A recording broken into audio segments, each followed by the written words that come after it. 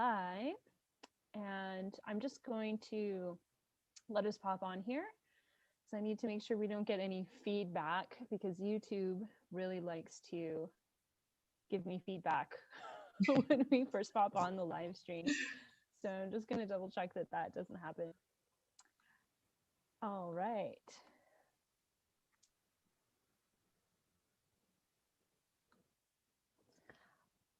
We're good to go. We are now officially live, and we should be able to talk without too much technical difficulty. Fingers crossed. You never know Awesome. what's going to happen in the world these days, right? Who knows? It's potluck. Yeah. So, how are you doing today, Stacey? I'm good. I'm good. I'm a little fired up today actually, but Yeah. that's probably good. Been kind of reflecting on where we're at in the telling of our story and just trying to come full circle with it and get some perspective on it. So that's been an interesting process. But yeah, Good. ready to go. I love a fired up Stacey too. You're a lot of fun. Yeah, Jen's seen it a few times by now. So I'm thinking of some dinners that we have coming up in this section of our trip that made me chuckle quite a bit. oh my god, you'll have to remind me because I can't even remember. I probably don't even remember those. Yeah. Okay, this will be good. Yeah, I'm feeling very spacey today. I'm having a really interesting energy going on with me the last 24 hours. So I'm trying really hard to stay on the ground. And it could Stay just be present, like, Jen. Stay present. yeah, it could just be what's going on in the world, or it could be what we're about to talk about tonight. I'm gonna leave you to like kind of hold that anchor down like you Okay. have, I'll like you keep did us on on the track. Yeah. yeah, keep me here because otherwise I might just exit the planet tonight. It's pretty tempting these days. Oh, totally. That's me every day. Beam me up. I'm done. So Done. on our last episode, I think we had finished up at Findhorn, and so we actually left Findhorn on the very auspicious day of October 31st, Oh, Halloween. that's right. That's right. My God, we um, should have known. Yeah, because we were in a rush to get out, or I shouldn't say we, they were in a rush to get us out of Findhorn and onto that ferry ride, which was it was supposed to be like really rough waters, I think, Yeah. or it's known to be rough waters on that ferry ride. Um, and it was a bit of a long ride. I mean, do you remember how It you was. felt? I remember how I was feeling that. I was really upset about leaving Findhorn because I knew we were going Yes. back into the energies, right? And our little oasis, our little Our bubble of little bubble was burst. that we had for a day was gone, and I had my 20 pounds of rocks now in my suitcase. But I was not feeling positive about leaving and No. going to this island. Um, and we had got on this, it was a really big ferry that we were on, right? And we had to get off the bus and walk on the ferry and do all that jazz. And we were just kind of sitting inside for most of it. Yeah. Um, and the seat that we had as well was not too far off from the owner and her team, because they think they were planning one of their upcoming events for later in the Yeah. winter. Um, so I was trying really hard not to listen actually to their conversation, because I was like, I don't want to listen to it. It's not going to make me feel any better. But you just overhear You things. can't help it. And at this point I was just like so in a zone, right? Like I was barely in my body probably at this point after the last few days. Um, Yeah. and just overhearing how they were talking about the planning of events and the priority they were placing on, people and opportunities, and how That's that was right. all addressed. Yeah, it really, you could say on one hand, it opened my eyes about the reality of it. And as a business person, I could understand some of those discussions. But I think for me, it just made me realize that, this was really about some money and the conversations just reminded me of some of the other corporate conversations I've had over the years that just didn't make me feel, you know, like a valued customer, you could say, Yeah, or a valued part of the team. And I think at this point too, I was struggling because we had a few conversations already, because I had actually signed up to do the teachers training, which was supposed to that's right. And you were so stressed about that because it was like, oh my God, get us out of here. Like, we never want to see them again, let alone I like, know. yeah. I was so like, I've already paid for it. I've already paid for it in full. And, you know, I have hotels booked. And how am I going to go and do that now that I've seen all of this and I know all of this? And Yeah. thankfully, I had you by my side, because you were talking sense into me of like, well, you're not going to do it because you can't do it now, that with everything you've seen. And you kept reminding me of like, think about it, Jen, like you're going to sit there for a whole week in this space, in that energy, doing this. Is that what you really want to do? um so it wasn't like, it was not a glamorous fairy ride by any means. I think it was No, kind of it was really, really, awful. I remember it yeah. was awful. And I think, to give everybody context, in terms of the trip, so we had just really 2 more days to survive. It was kind of, that was imprinted in my mind. I was like, we just need to get through these 2 days. And then the agenda was that certain people were leaving from Orkney Island, and like that, essentially that was where the yatra was finishing.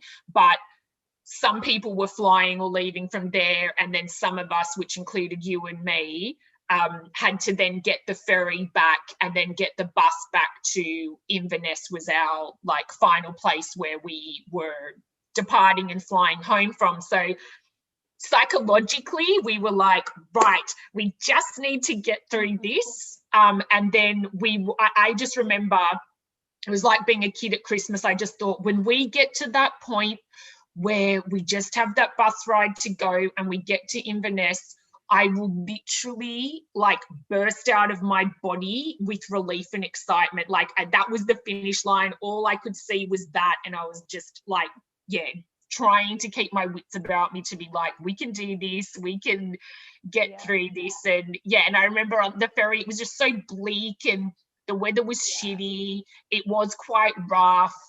The canteen thing wasn't open. All I wanted was hot chips again, because I was just obsessed with hot chips and I needed carbs and comfort food.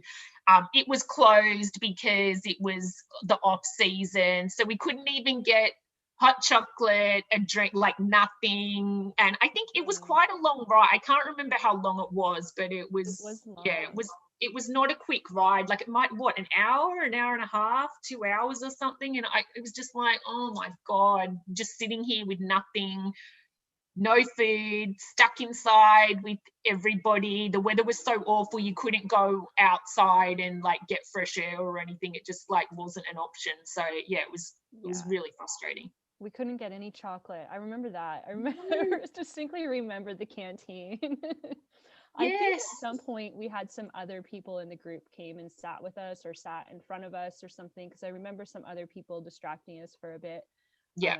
But I was having a really hard time just being in any kind of 3D conversations other than related to food, it seems. Exactly. At the time. And we ended up, I mean, took us quite a while, because I think the drive from Findhorn, and we didn't actually get to the island until later. Like, I recall it being almost dark when we got there. Yeah, it was late afternoon for sure. And it being Halloween, of course, I remember landing on the island on the bus, and I was just like, wow, this is like, if you wanted a creepy place to be on Halloween, this is it. And not that that island in itself is a creepy place. Like, I think it's a really beautiful place actually, but just with the energy that we were in and the day and the rain and the weather, and yeah, everything and, was just wrong. but it was a really cute island. I think despite the circumstances, I would have really enjoyed it otherwise, if it had just been the two of us wandering to the end of the earth out there. And I believe when we had arrived, there was a couple things happening. One was that there was a church on the island. that the wizard was going to take a group of people to. I believe there was some story about witches that had been burned or something, had gone through a trial at that particular church. And I was like, nope, nope, not for me, not doing that. Nope, definitely not happening. Yeah. And I had, because we were staying in this very old hotel as well. And one of the other women on the trip had asked if I would do like a seance or something that evening. And I was like, no, no, Oh my you know, God. I don't do that. I don't do that normally because I don't like to Yeah. call in spirits that I don't know. Yeah. But I was like, definitely not on Halloween on this island. Definitely not in that hotel. Like, to give people Yeah. context of the hotel, so the hotel was sort of across the road from, there was like a little harbour in this like to the town centre where we were staying. So it was like a fishing village, you know, what you would expect a quaint little Scottish fishing town to sort of be. And the hotel was across the road from the little harbour. And this hotel, for me, I remember just wanting to cry when they said this is your hotel, because I was just going, oh my God, this place looks awful. It looks haunted. It looked like something out of Faulty Towers. Like, that's what it, for anyone who's familiar with John Cleese and the old Faulty Towers English series, that it looked like that. When we walked in and got our key, the lift didn't work properly. I was on like the 4th or 5th floor, so then I had to lug my bags up about 8 flights of stairs because the lift didn't work, and or they were having some problems with it. It was temperamental. And I remember just wanting to cry. I was just going, of all the places, now we've got to survive this place. I mean, from the get-go, I was like, this place is haunted so badly. Yeah. It made my skin crawl. Like, You could tell before you even stepped inside that it was haunted. I mean, this was one place where I actually got really lucky, because the room I was in, I only picked up on the energy of like a grandmother, like a really friendly grandmother energy. So I was quite happy with that, compared to some of the other stories I heard over like the dinners and the breakfast with some of the other people. Some people had, I remember one woman had come in contact with a suicidal entity in one of the rooms. So because I had offered to her at one point, and it was like, if you need me to go into the room, like I'll come with you. Like, after everything else, this is probably just you could be a Ghostbuster at the same time, Jen. Yeah. But she felt pretty competent. I mean, she was also a psychic medium, so I think she was comfortable with what she was dealing with. But it was an interesting space for sure. And so we landed and we had dinner there in the hotel. And there's one image when we were eating dinner of the owner like getting into a really intense argument with the head waiter or the waiter. That's right. Yeah, because I just remember, like, I couldn't hear what was being said, but I just remember observing that behavior again, because I felt there was some consistency there. And as someone who has grown up in small towns and has worked in the service industry, to me, I mean, every human being deserves respect regardless of their position, and we can always resolve issues without being rude and stuff. So I think at that point I was just getting really frustrated of like, I'm tired of being associated with a group that isn't giving people the full respect that they deserve. And you've got to appreciate where you are as well. It's like, we're literally in this tiny little fishing village, like on this island at the end of the earth. Like, I'm sorry, that area of Scotland is not some cosmopolitan mecca. It's not LA, it's not New York, it's not Sydney, it's not Toronto. It's like, it's horses for courses, right? Like, I remember looking at the menu or what we were being fed and being like, but there's nothing, like, you just go, oh, okay, there's nothing you can do. Like, the service was pretty poor, but it's like, am I going to have a meltdown about it? No, I'm not. Like, you just roll with it. So yeah, it's super frustrating. So I believe we had our dinner, and then you and I went for a walk that night, instead of going to the church ceremony. again, as we had walked along the water, and I think we had talked a little bit, we kind of were like pepping ourselves up to get through the next day. We had one more day to go. Yeah. And I think we were also just allowing ourselves to process and vent, what we had shared with each other, because we hadn't shared everything that we were both experiencing personally, but obviously we're in the same place at the same time. Yeah. And I remember, again, in the morning, I had woken up early the next day and had gone for a walk through town, because I became really keen at like figuring out where the snack shops were. That's right.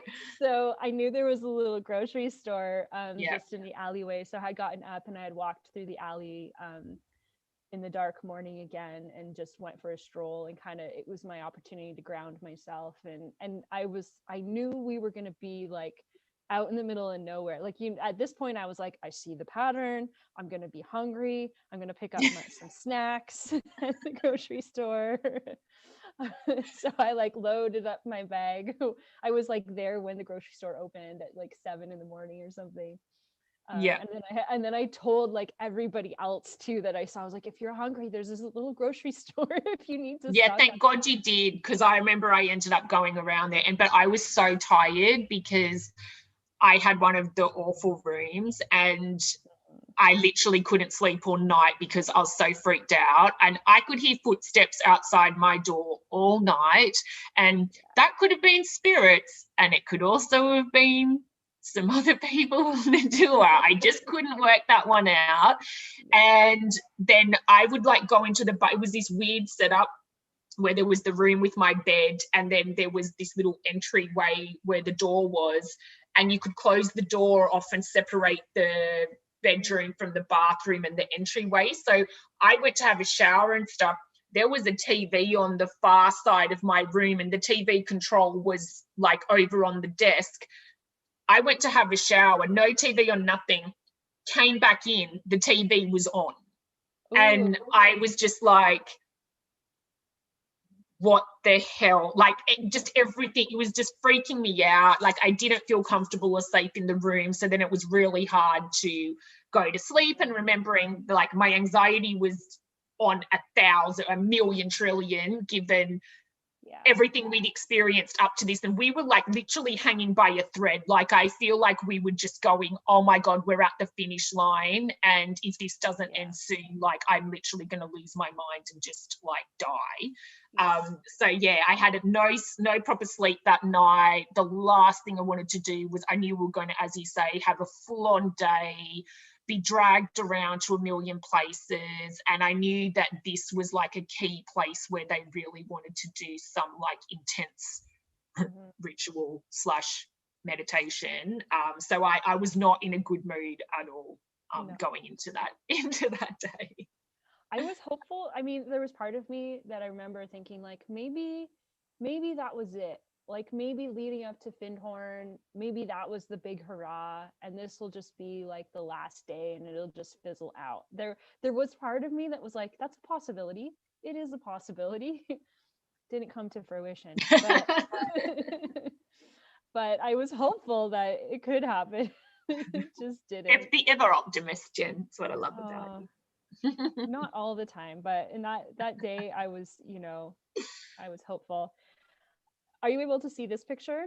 I can. Okay, so this is just one of the little walkways in Orkney. So you can see it just had that really sweet like cobblestone walkway. This was the church that we never went inside. This was about as close as I got. I can't even look at it. It makes me feel sick. Yeah, I walked up to it and I was like, no way am I going in that one. No. So that morning we loaded on the bus, and we headed, I can't remember what these were called. Do you remember what this place was called? It's the one thing I didn't write down, but I think by that stage I was just trying to block out. Like, I was like, I don't care where we're going, it just needs to happen as quickly as possible so we can get back to the hotel. Yeah. So anyway, before we went here, we ended up stopping at a little building, and we picked up this sweet woman. Do you remember her? She was an archaeologist on the island, who had basically spent her entire life studying the sites that we were going to this day. And you could tell, you know, she just really wanted to make everybody happy. She wanted to do a really good job. She was trying to really feed to the crowd. Had wonderful stories about the history. And she had that really great balance, I found, of like the science and the archaeological digs that they have done and how that aligned with some of the mythology, which I found really fascinating, that she was tying the two together really well.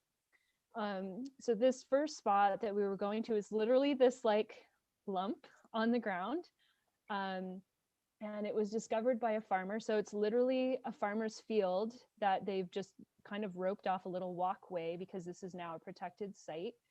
And we had to take some buses. It was a bit of a weird place to get to. We got split up. Actually, I think that tour guide, she came halfway through. I think we had a guy, a male, came with us to this first one, because remember he kept saying no photos, and then that became a real issue.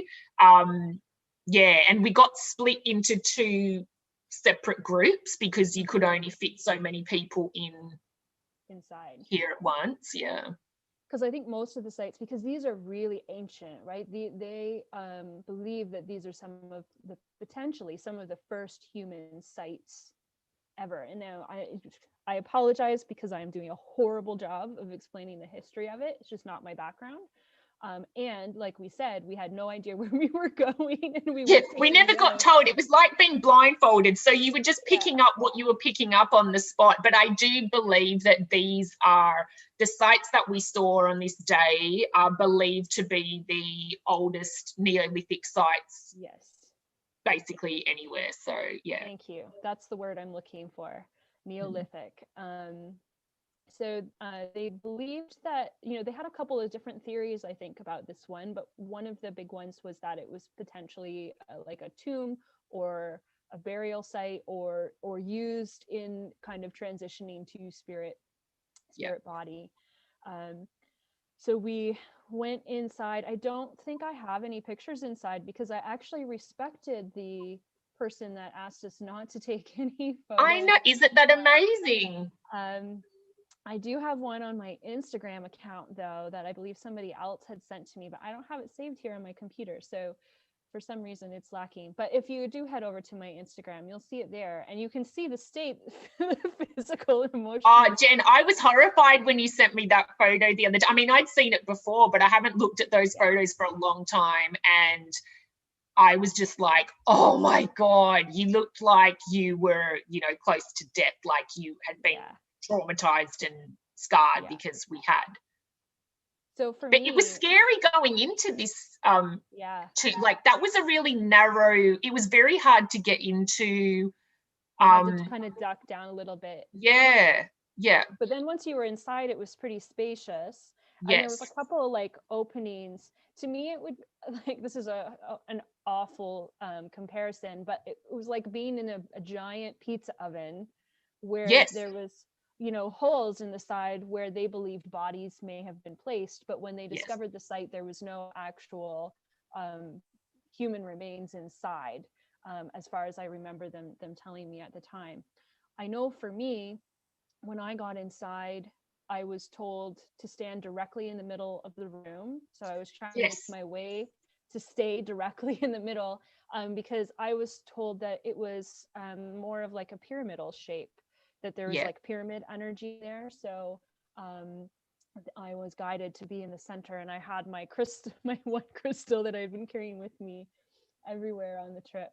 And I totally got that too. And I remember feeling like the wizard was pissed, because I feel like they knew that there was significance to the energy that was in the center of that tomb, and you and I literally just planted ourselves there, and we were like, we're not budging, we're not moving, no matter how many other people came in and whatever. I was like, you can go find somewhere else to stand. I am being told, make sure you stay like in the center here, and that's it. And I remember just being so pissed off because that man must have said about 1,000 times, please do not take videos, do not take photos. It's, aside from the fact that it's a sacred site, I think like flashes and stuff also did something to the inside of the materials that the tomb was made out of. And of course, what did they do? Had a full-on photo shoot in there while we were in there. He also asked us, because we had to be bussed across this road and only so many people could come at a time, and they had other groups coming after us, he had also asked us not to meditate in that space. That's right. Right? Because he was worried about the schedule of the busing and everything else back and forth. He was told that we would not be abiding by that request that time. So they did do a meditation in there. I think at this point, we weren't even pretending. No, I just had my eyes open and was just looking around. I mean, I had my eyes closed, and you can see that in the picture that was taken of me in here. But that's because I was receiving other information, because I was asking, why are we here, and what was the purpose of this site? And I remember explicitly being told DNA, that some of the original purposes of that site was for DNA. It was used by some of our galactic peers, I'm going to say, and for that express use. And that's perhaps partly why there was no human remains found in there, because it wasn't necessarily used for the purpose of burial. So I was receiving a lot of information on that. And I was in a whole other world in there. I wasn't even really paying attention, other than the fact that I was really irritated that, again, we weren't respecting people. And the people that we met this day were incredibly nice people. Like they went above and beyond, and you could tell they were really nervous and not used to people not listening to them as well, because you could kind of see that look in their eyes of like, well, what do you mean they're not listening to me? Like, this doesn't happen here. Everyone usually just kind of goes along with what the rules are. So I felt for that man in there quite a bit. And then from there we went to a second site, and I don't think I have any pictures of that one. No, I don't think I do either. It was another kind of burial site like this that had just, I think it was, I want to say, more newly discovered. And I don't think it was part of the plan. It felt like it was an add-on of like, oh, I'll show you this one as well. And again, because it was so small, we were only supposed to have so many people in there at a time. And they just kept saying, okay, keep coming. And we're like, well, like the instructions were 10 at a time. So I don't know what was happening inside these places, like who was actually doing the directing and how that came about. So once we were inside, I do remember the archaeologist was at that one, and she had said, I could lose my job for how many people are in here right now. Yes. And I remember feeling so awful about that. I know, you just wanted to get out of there.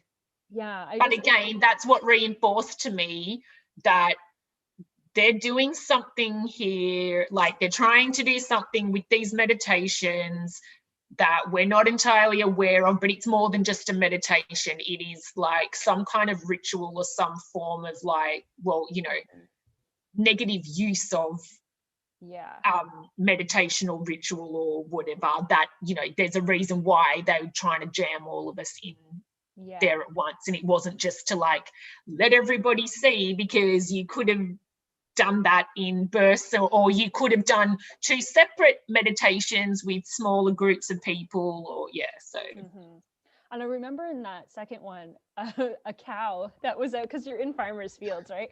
And there was a cow that was outside it, and it was like mooing at us that day. That's right. Like, see, even that cow knows that there's something is wrong. There's something wrong going on here. Making that comment before we went in.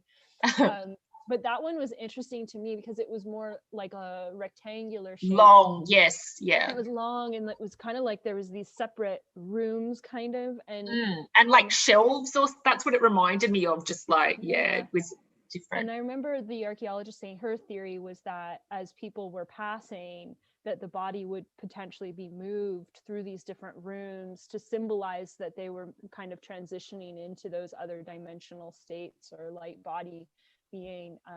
And we did a meditation in there as well. And I remember standing between like two of the walls, like being close to one of the walls when I was in there. And I was just trying to connect to the benevolent energies that were in that space. And I remember seeing like a female, like two females and a child in that room, like very old time frame. And just having like just kind of sitting in energy with them. And I don't know that I made an agreement with them or anything along that lines, but I just offered like, I'm just going to hold the energy here for you. And I remember looking at the roof as well and being drawn to the roof and knowing that there was something more that had gone on over time, like the building had shifted. There was some information in there, but the main thing was just kind of holding the space and keeping the energy consistent with what the land and the original people had wanted for that particular space. Yeah. And I think to give people an understanding of what the energy is like on this island, one of the main things I remember that tour guide saying to us was, because it's known to be the place where the veil between earth and the spirit world is the thinnest, and it really feels like it's a crazy energy. It's an extremely intense energy. You can feel it as soon as you got off the ferry, you were like, whoa, this is very different. And it's quite, because it's so intense, it's quite depressing. And she was saying that basically anybody who tries to move there, who's not born there, never stays there or ends up committing suicide, or because they can't cope with the energy. It's so intense and so confronting. And that's how it felt. It felt like just, completely different to anywhere else I've been. And did we, I know we're going to get to Skara Brae next, but I'm trying to recall, did we not stop at a smaller set of standing stones? Because we had the Ring of Brodgar that we went to later in the day, but wasn't there a smaller set? Yeah, before that we stopped at a smaller one, and then remember we had lunch at that, at the yeah, because the smaller one, I don't have a picture of this one this one either, but it was just a couple of standing stones, and then there was a standing stone that was lying down. And I remember off in the distance there was a mountain range, and she had described that if you looked at the mountain range, it was like a pregnant woman lying on her back. And there was, because that mountain range had really drawn me in. I was really drawn into this mountain range, and I kind of sat there with her for a couple of minutes of like, I see that, I can see that. And that's come to play with me after this trip as well, in terms of mountain ranges and communicating with the rocks, and a storyline around giants associated with that. But I remember in those standing stones as well, because these were very different than the ones we saw in Inverness, right? There was energy to these. And there was the one that was lying down. I desperately wanted to lie down on it because I was being shown there was a standing stone in front, and then one that was on the ground behind it. And I was being shown that if you put your feet on the one that was standing up and you lie down, that there was a healing mechanism or an energetic mechanism that happened when you did that. And I remember the archaeologist pointing out at that point too of the alignment between these sites. Of the sites we had seen in the morning was aligned with these rocks, which would be aligned with the Ring of Brodgar that we saw later on in the day. So you're looking at, a ley line understanding there as well. So those particular stones also were very interesting to me, I found. My internet is going unstable. Maybe I shouldn't have said ley line. So we went to those, and then we made our way to Skara Brae, and we arrived there at lunch. And all I remember when we arrived, it's like, because we have our massive bus get off, right? And you have this lineup that's going all the way through the building to get your lunch. And I was at the very back of the Me line. too. Yes, with another woman. And we waited for like maybe 10 minutes. And then I was like, I'm going to go wander around the shop for a little bit. And again, I didn't know where we were. Like, I just thought we were stopping there for lunch. I didn't know necessarily we were going on a tour. And then I realized there's the doors to just go and look at the site. And the other woman, there was another woman beside me who also started wandering with me. And I was like, I'm just going to go wander it, because I can probably go look at it myself, be back for Yeah. lunch, and then go back out with the group. And so her and I were at the door, and one of the owner's assistants had came up to us and said, oh, no, like, you can't go out there yet. We're gonna have our lunch, and then we're gonna go out there as a group. And we're like, well, you see the lineup, right? Like, we're not even, by the time we get our lunch, you guys are gonna be out there. So like, we're gonna miss something. So we're just gonna head out now. And she's like, no, like, we'll get you some lunch. What do you want for lunch? We'll get that organized. And we're like, no, it's fine. We're gonna go out. And so And it we was so walked out ridiculous. That was so ridiculous because we're actually on a really tight time schedule because, again, we had to be at the Ring of Brodgar at before 4 p.m. because that was the crucial time for, for people who are not into spiritual things, or even like a lot of yogic practices and Eastern practices have the same thing, but the critical times, or the most potent times for meditation, is your 4 a.m. you're anywhere between 2 and 6 a.m. in the morning, and then it's the same in the afternoon at sunset. It's very powerful, and they wanted to time our attendance at the Ring of Brodgar with that afternoon meditation. And so there was no way, because of what had happened even at the first site, with everybody getting split in half, and then the second group was running really late to get back. I remember we sat on the bus for like about 45 minutes wait with everyone going, where the hell is that other group of people? And so there was no way. The lunch line, it took us 40 minutes to get lunch. So yeah, and you're just standing there going, but this doesn't make sense that you won't let us go out by ourselves, because you're just wasting time, and we're going to actually end up not being able to see the site because we're at the back of the lunch line and everyone else is going to go on and see it, and we're going to miss it. So yeah, it was really strange.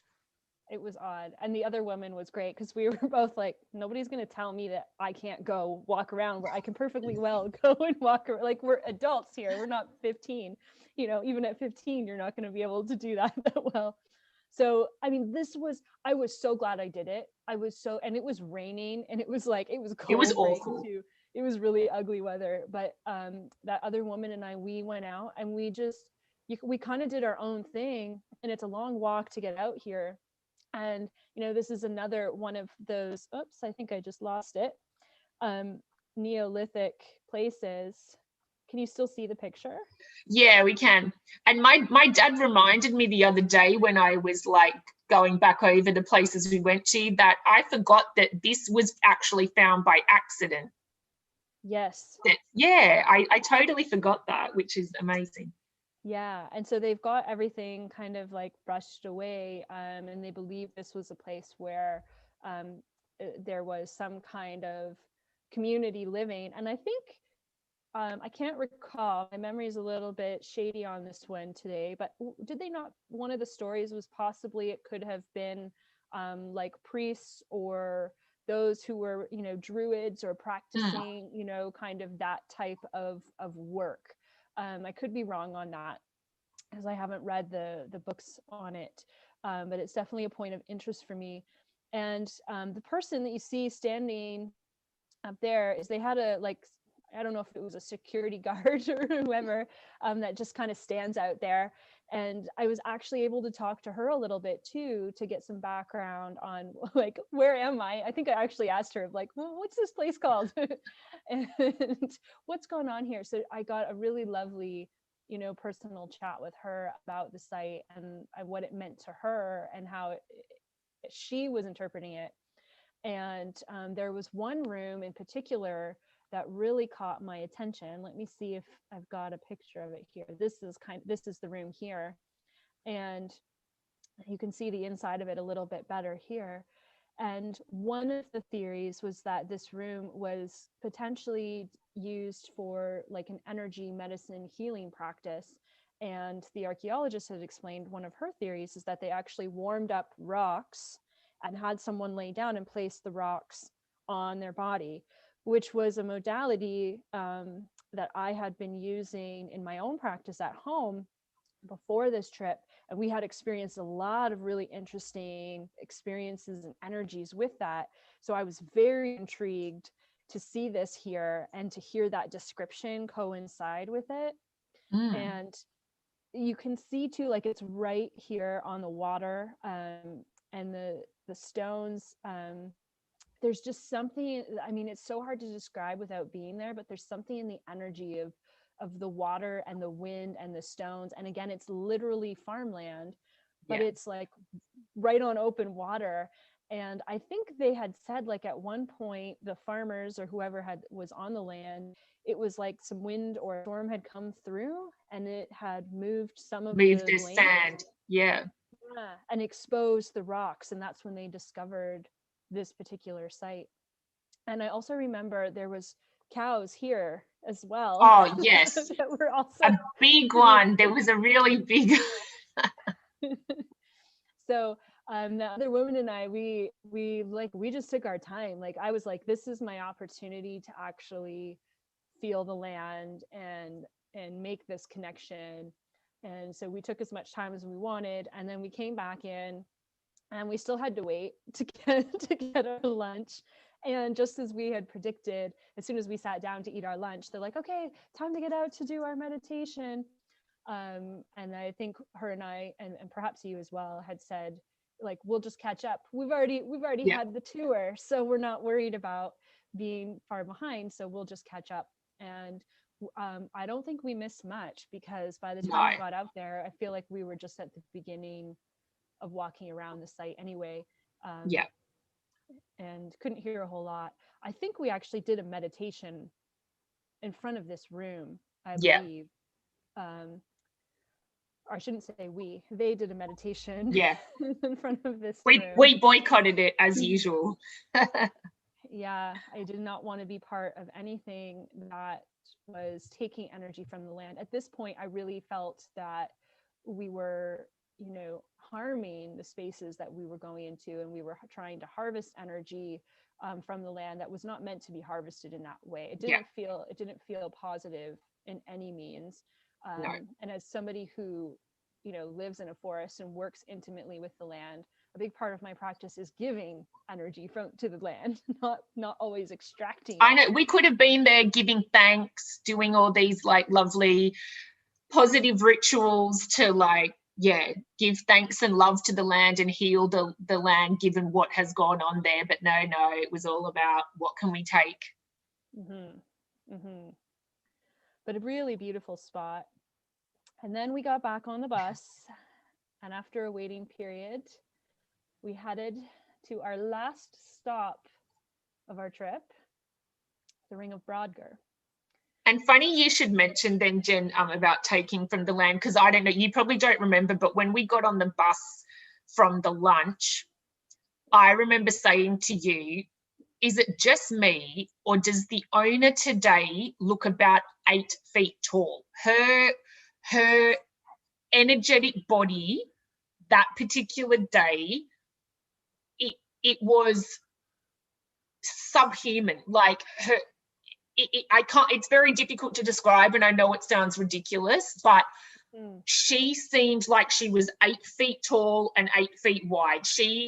Her energy, and it was so intimidating, and she just seemed huge that day. And it just, that when you just said then about like siphoning energy from the land and like using it for not great, but like that's exactly how it felt. And she just seemed so abnormal, like it just was not human. It was just something else going on with them that day. It was really, really strange. I agree with that, because I remember when we landed here, going, yeah, she's looks very big today, and almost in a non-human way. Like there was a Yeah. height to her that just I hadn't seen before, hadn't noticed before, perhaps. Um, and I remember the archaeologists too here being so proud of this particular site, because she had actually gotten married here at this site after Mm. studying it. So you can see some of the stones. That might have been the other one. This is the Yeah. actual. Yeah. This is the ring of Brodgar. Um, and so she, had so much wisdom about this particular site, and a lot of the stones are missing. There used to be more stones, but some of them have been, I think, knocked down by farmers and stuff like that over the years that were angry based on what she had told us. But to her, this was such a sacred land. And you could feel that in her stories. You could feel that as she spoke of just the way that she honored and respected the site, and all of her colleagues and the people who lived here. Like you could just feel it. And when we arrived, she had mentioned that because of the rain and everything, the soil was slipping away, and they even had some mats as we were walking up, Yeah. to make it a The little weather, easier. the weather was awful. By the time we got here, it was, and the other thing to remember is that we were running very low on time.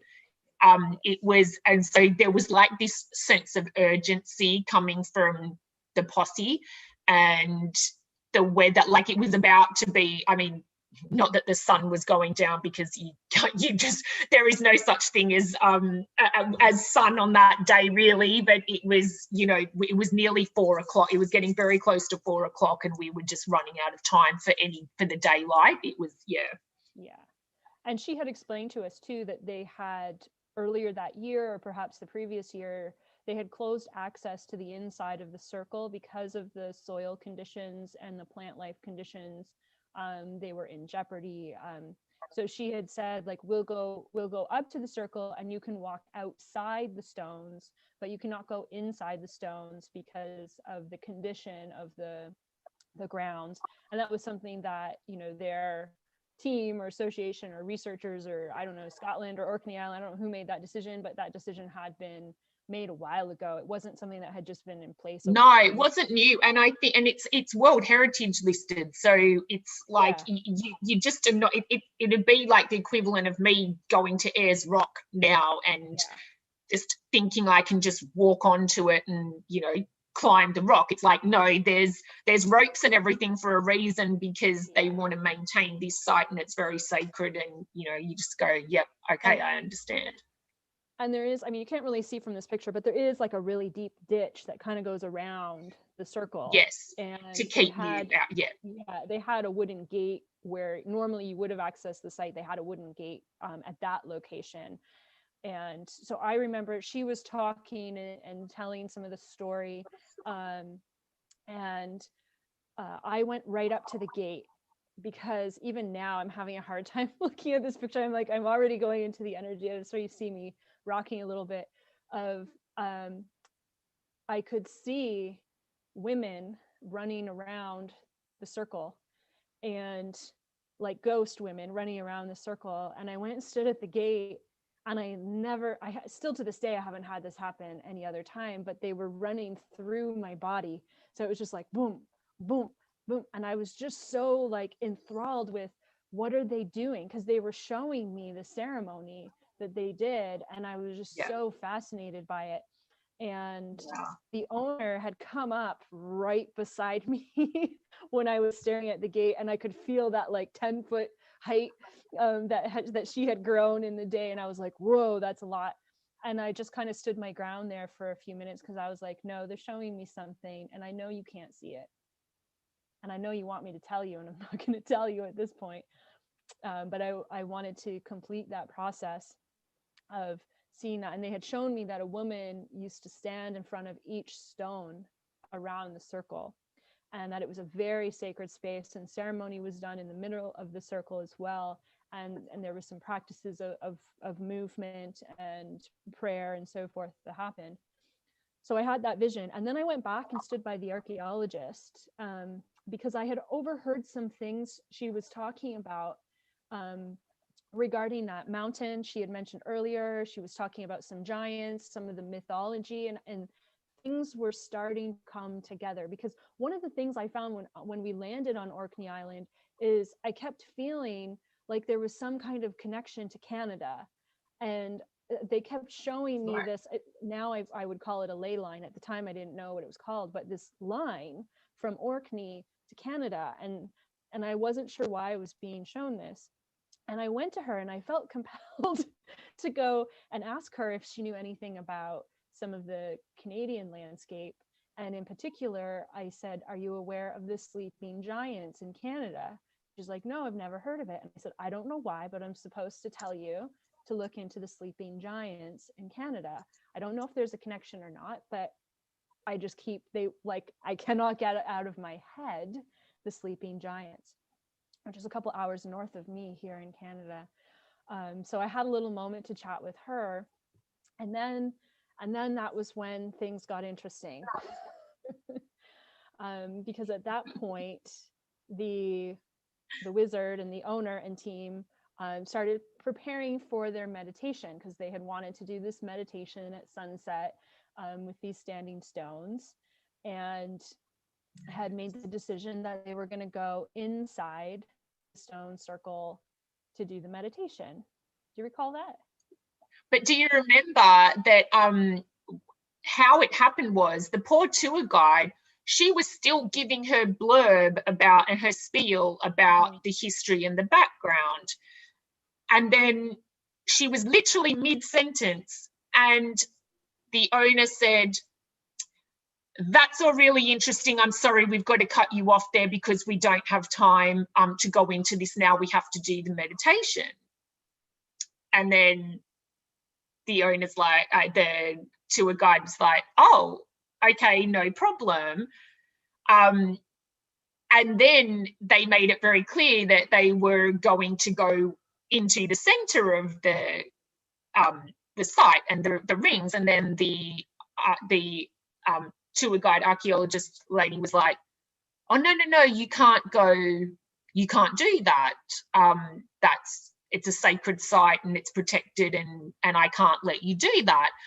And then I remember it was the owner's then now husband said, too bad, we're going, and like in a very intimidating manner. And then I think the owner said something like, we are pilgrims who have come all the way from, the US or whatever, and we will be going onto that site and doing the meditation. And then I think you were still standing next to the lady, the archaeologist lady. I was directly facing the wizard, and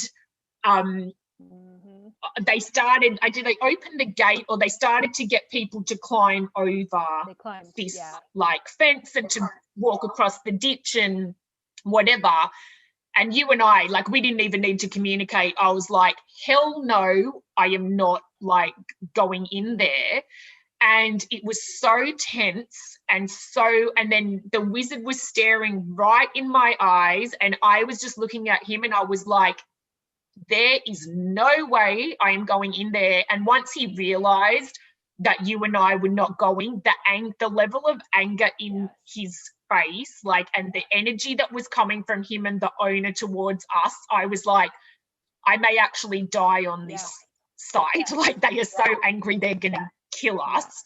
And then because we refused to go, about 8 other people refused to go as well, including someone who worked for her, who's probably now dead in the ground somewhere.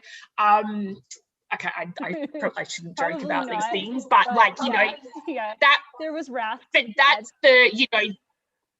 that's the energy of, you do not go against her, and you certainly do not go against her if you work for her. So I just remember this line of like, the defectors, the ones who were like, we're not going, and then all the rest of them went. The poor archaeologist lady was literally screaming. She was crying. She was like, please get off there, because she was just like, oh my God, what, you are like literally desecrating that site. And I mean, not to mention, I felt so sorry for her, because I was like, do these guys have any, aside from what you're doing to the land and this site, this lady could lose her job. If anybody comes past now and sees that she has let people, or assumes that she has let people walk all over this site, she will lose her job. And this is like what she does and what she loves. Like, how could you even be that disrespectful to a person who has given up her time today to like take us around and whatever? They just didn't give a shit. They were like, we will do whatever the hell we want. So then they did that, the meditation. I can't even remember how long it went for, but we were all like hysterical. I mean, that poor lady was hysterical. We were all looking at each other like, oh my God. Well, and we were standing in a line holding hands, right? Because some of the people, yes, like, that's I don't feel comfortable crossing. I'll still do the meditation, but I'm going to do it from here, right? And you and I were like, whatever. So I remember holding hands with people for a bit, and what I saw was them pulling energy out of the land again, just like I had seen at the Clavicarn, same type of idea. And I was doing everything in my power at this point to battle that process, to keep the energy in the land. I remember visualizing this golden like dome over the circle and just holding it down.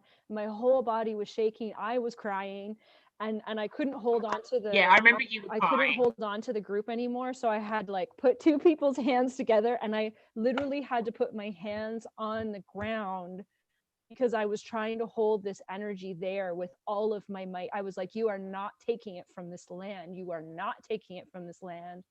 And I was so angry that he even tried to do it.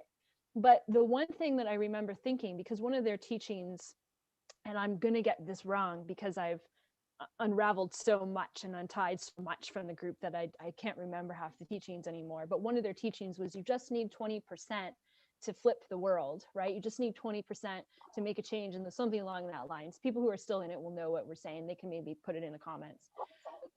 And I remember standing there with that group, and I was like, you know why they're mad? Because we got 20% to defect. We got 20% who said, hell no, I'm not doing this. I'm not going to violate this sacred land. I'm not going to participate in this anymore. And I knew that that 20% was significant. It was significant for the action that we were doing, and it was significant as a message, particularly for the wizard, in that regard. And so they did their meditation, and they did a big photo shoot while they were doing it too, right? Remember, they had someone that had like a video camera or something that was like walking on the plants that they didn't want trampled on. So there was a whole video there. And then when they finished, I lost it.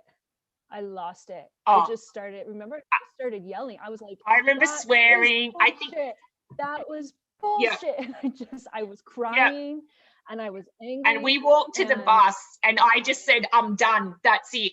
I don't want anything to do with these fucking people. Get me back to that hotel. And I am like never speaking to anyone here again. I was just livid. I remember we were sitting on the bus just going like, if I could have punched somebody, and so many other people were just stunned. I remember that people were just going, oh my God, what just happened there? Like, and do you remember the weather just changed? The weather, it was so much worse. Down.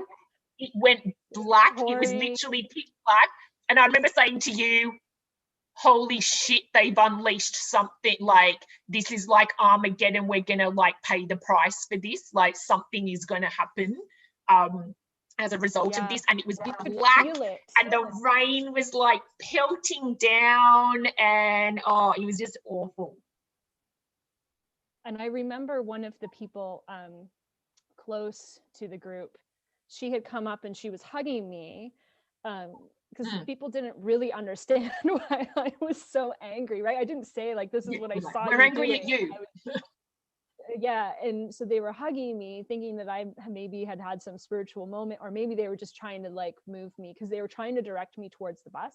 Like, let's just get you on the bus. And I was like, no, no, I said, someone needs to go apologize to this woman, and I'm going to be the one that does it. And I went over to her and remember holding her hands and saying, I am so sorry that it happened, but I want you to know I did not let them take the energy here. It is safe.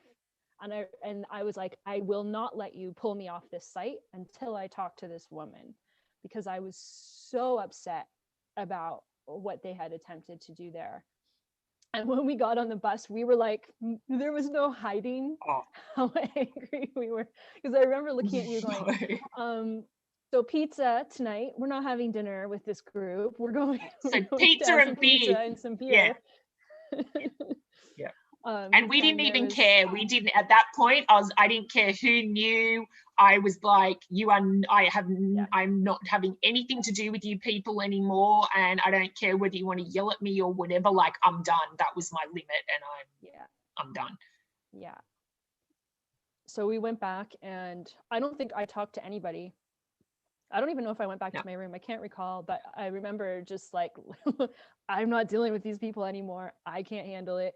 Let's go for dinner. And we went out and we had a really lovely dinner. For like the food was good, the beer was good. I remember that part. The beer was really good, and it was so nice to just not be with the group. But then we started walking back to the hotel, if you remember. And remember I don't remember if it was episode 1 or 2, but I had talked about the young man who I had asked if he was a time traveler, because I had seen him kind of like moving around, and he had always kind of been watching me from a distance. And I didn't mention it in all the other stories, but there was moments where he was there following me, like at the fairy pools when I had gone off to do my missions. He would kind of follow where I was going.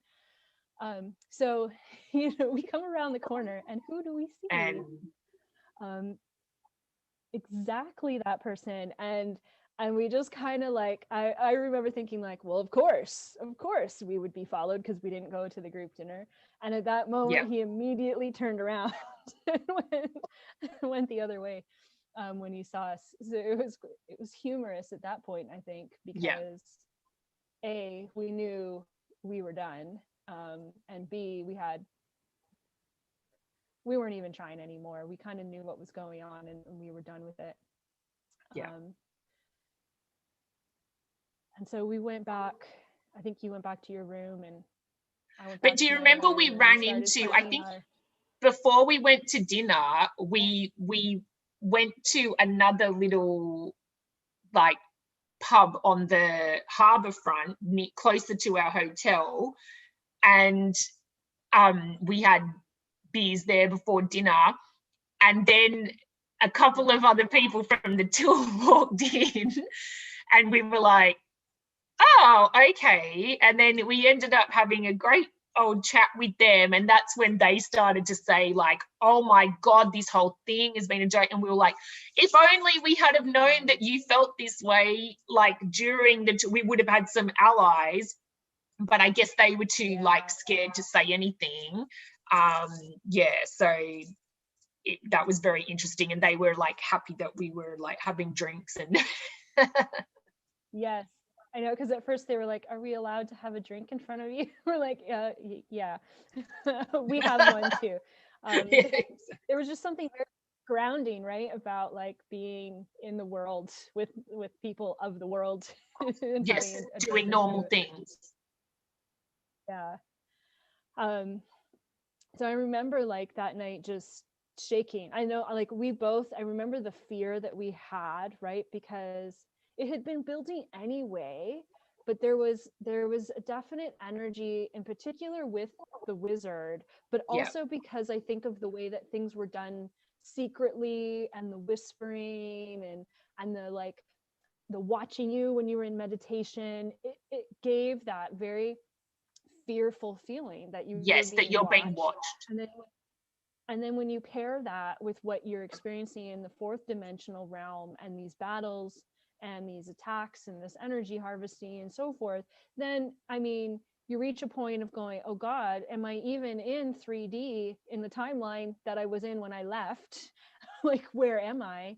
And I remember either that night, I think it was early the next morning, I had left a voicemail for my family saying, I'm doing everything in my power to get home to you. Like, it didn't even make sense when I listened back to it. Yeah. Like, so I remember saying, there's an energy that's trying to prevent me from getting back home. Can you please light a candle? And I had asked my family to actually go, and I have this big crystal, and I was like, can you put that on the kitchen table?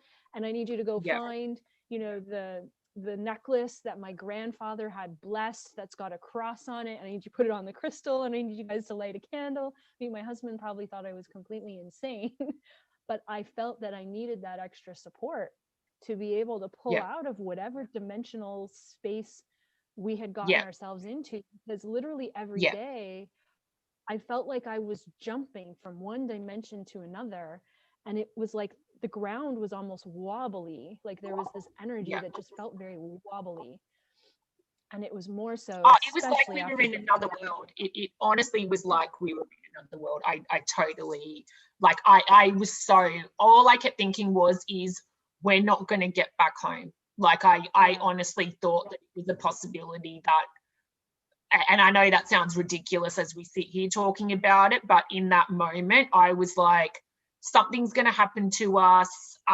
We're not in reality. Like, this is, yeah, I was so scared. That whole night, I could not sleep. Luckily, given the time difference in Sydney, I was on the phone to my best friend, is a psychic and, you know, a healer, and I was on the phone to her. I was like literally shaking. I couldn't close my eyes. I didn't want to be in that room, but there was nowhere else to go. And I think because we also knew the next day was it, but we hadn't gone to dinner, and then it filtered back to us that the owner yelled at everybody who was at dinner, and yeah, basically abused anybody who didn't do the meditation and stuff. So we were like, you know, shit, what are the repercussions going to be? We've still got to get the ferry back with these people. Like, we're not leaving from here. So I was on the phone all night to my friend, my best friend, and I said to her, like, fuck, you've got to help me. Like, what was going on? Something really bad happened today, and like, what was going on? And she said, like, the whole trip is just centered around, she's like, I'm tapping into it. The whole trip is centered around using people in these meditations to, you know, do some kind of black magic, these rituals to like pull energy from people and from the land and use it for whatever their own personal gain. And like, that's basically the whole premise. And she's like, you are being insanely psychically attacked at this point by them. And she said, like, I'll try all day, because it was daytime in Sydney. She's like, I will keep trying to block that and send you healing energy and protect you and whatever else. And I was just like, oh my God. And I think I finally fell asleep at like probably, I don't know, 4 a.m. or something, just because from sheer exhaustion. And then I remember waking up and thinking, what the hell is that noise? There was this awful noise. And I looked out the window and I was like, oh my God. It was like a tornado. Yeah, it was a really bad storm the next morning. Yeah. And I got lucky that morning, because my roommate left early to catch a flight. We were waiting for the ferry to get back to Inverness to catch our flights. So I got up early that morning, and I was called to do a little ceremony in my room. And we did this twice, because I asked you to do it with me afterwards, of calling them to justice. So we actually did a meditation, and because now we had all our lovely Fintorn crystals and our frankincense and our offerings, and I remember inviting in all of the native energies that lived on Orkney Island and Scotland. All of the people that lived there, the animals, all of the elementals, all of the ancestors that were on the land. And we did this really powerful practice. I don't know how you found it, but I found it really powerful. Yeah. Of basically, we held the image of what had happened, and we asked the creator God, the spirits of that animal, to make their own determination of what had happened. So we had asked them to place the judgment on the behaviors, but we wanted to open up that field. So we essentially we had a call to justice, you could say, twice that morning. And it wasn't with the intention of harm. I wanted to be very clear that we were not passing judgment. We were just holding space that whatever had happened, if it was not in the best interest of the land and the people there, that energy could be released and that the proper energy could be returned back to balance. And I know we both had some images as we were holding those meditations of what we saw. I kind of feel like those are probably best for left in our own hearts, of what we saw there. But I think we both felt confident in doing that, that was very important, and that action had taken place, at least in the other dimensions, maybe not so much in the 3D, I don't know. That was a really important moment for us. And we spent a lot of time, a good time doing that, and a good amount of energy doing that morning before we left the island. Yeah, totally. But I remember freaking out because the weather was so bad. Like, I looked out the window, I literally could barely see out my window because the rain was so hard, and it literally felt like the window was going to smash from the wind and the rain. And I looked across to the harbour where the boats were. The waves were like virtually breaking on the actual, like, the road. And I remember just thinking, oh my God, we're not going to get home. Like, if this weather continues like this, that'll be the next thing. They'll say that, you know, the ferry's not working or whatever, and oh my God, what are we going to do? And I was just terrified we're going to be trapped here. Like, no, this was the final day. Like this, we've got to get out of here. And I was like literally panicked about it. And I think we had to meet everybody at 9 a.m. downstairs at the like front reception desk. And I remember you stayed in your room, I went back up to my room to like pack everything, and I said, Jen, I'll meet you downstairs. And I was a little bit early, so it was about 20 to 9, quarter to 9. Hold on and I was messaging. Hold on a second. Oh, sorry, go. Yeah. So I don't think you went to breakfast that morning. Did you go to breakfast? No, I didn't. Okay, so let me tell that story, because that will feed into what you're going to say a little bit more. So I went to breakfast because I'm a breakfast person, and first of all, the energy in the room was way different, right? And we had skipped dinner. So, and the last time people had seen me, I had basically been screaming, this is bullshit. So everyone was a little like touchy with me, right? But it was pleasant because I had done my meditation. I had done that call to justice. So I was feeling a little bit better. So I was eating my breakfast, and some people were still like, this was an amazing trip and blah, blah, blah, blah. Other people, were clearly not okay with what happened. But there was one person that stuck out to me, one of the employees who had chosen not to cross into the circle. And they were pacing back and forth in the dining hall. And I remember thinking, oh man, I feel for this person, because they have either gotten the wrath or they're going to get the wrath. I don't know what's happened to them. And so I walked over to them, and I actually gave them a black tourmaline. And I was like, here, I need to give you this crystal. And I said, I want you to know that what you did last night was very, very important. And I know it took a lot of courage, and you're probably not going to have anybody tell you this, but I really respect that level of courage that you showed yesterday. And then they asked me like, oh, black tourmaline, I must be in trouble. And I was like, I'm just trying. We all know you're going to be in trouble. It's inevitable. Yeah. And then one of the other employees had come over when we were eating dinner and was asking for everybody's flight plans of what our return flights were, because we all booked our own flights home, right? And so she wanted to know who had a flight that day or who had it the next day, and all of that. And no explanation of why she was asking this. She was just like, do you need to get out today, or do you need to get out tomorrow? And so I just said, oh, don't worry about me, because I was like, I'm not giving you any Hell details no. of my travel plans at this point. I like, especially without any rationale, you're getting none of my information. So I just said, oh, I've got my plan, but it's fine. I don't, you don't need to worry about me. So, so those two things, before you explain what you're going to say, have never left my mind. There was potentially two people in that breakfast room an hour before you went down to the front desk. Now continue with what happened when you went to the front desk.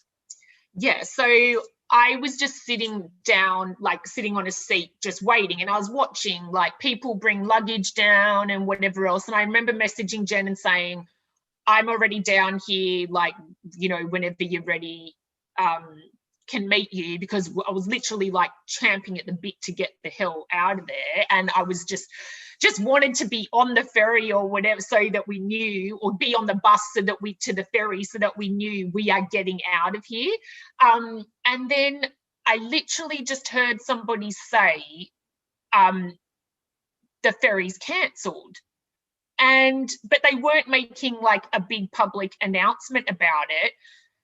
And I was like, holy shit. And so I remember messaging you and going, oh my God, Jen, oh my God, like, come down, the ferry's cancelled and we've got to work out how the hell to, and like my brain was just imploding, but all I could focus on was, we are getting off this island and away from these people if it's the last thing I do.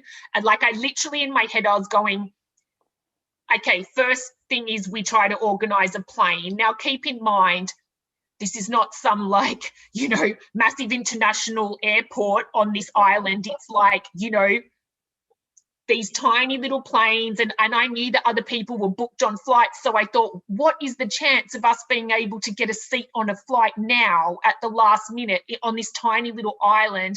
And I thought, if we can't do that, I will literally go out to that harbour, find a fisherman. I will offer to pay him like thousands of dollars. I will risk my life. I would rather, that's how much fear I had. I would rather die on a boat than have to stay in this place with these people and not get home. Like, that's how desperate we were to get home. And I don't even joke about that. Like, I literally would have done anything I had to do to get the hell off that island. So I remember going up to the man at the reception. I think you'd come down by then, and I said to him, we need to book a flight. And I said to you, I remember saying to you, it doesn't matter how much it costs, Jen, like, if you don't have the money, I'll pay for it, like, whatever, I don't care. And then the man, he was just so lovely, but very, let's just take our time, very small village. So he's doing the one finger typing on his keyboard, looking, and he's like, oh, it just bumped me out, blah, blah, blah. And I was like, excuse me, man, would you mind if I came around and did it myself, because it's going to be quicker? And he's like, no, sure. So I'm literally sitting in the receptionist's chair on his computer, looking up, like, I don't know, the equivalent of WebJet or whatever the hell it was, trying to get these flights. And there were, like, I swear there was only 2 seats left on this flight. I think it cost us, like, with the conversion and everything, it was like well over $1,000. I was like, I don't care. I was trying to like book the flight as quickly as possible, because what we then realized was they didn't tell anybody else, and then it filtered down. They already knew the night before and didn't tell any of us that the plans had changed. The owner had already pissed off and left. She was nowhere to be seen. So there was no, let's make sure that everybody who's on this tour is okay and can get home. They'd done a complete, like, eat my dust, look after themselves, and that was it. And we were left with the, the rest of the posse, the 2IC and whatever else, to just fend for ourselves. And so we got these seats on the flight. All I wanted to do then was, and I was still worried that the flight would be cancelled because the weather was so bad. And you're talking about what? It was probably a 12-seater plane or something. Like, it was not. They're not big planes. So, and I knew we had about an hour and a half or something or 2 hours until the flight. And I was just so panicked that I wanted time to speed up so that we just knew we were on the plane and then we were free. And so I remember we had to get, because the weather was so bad and there was so much chaos happening, there were no taxis either.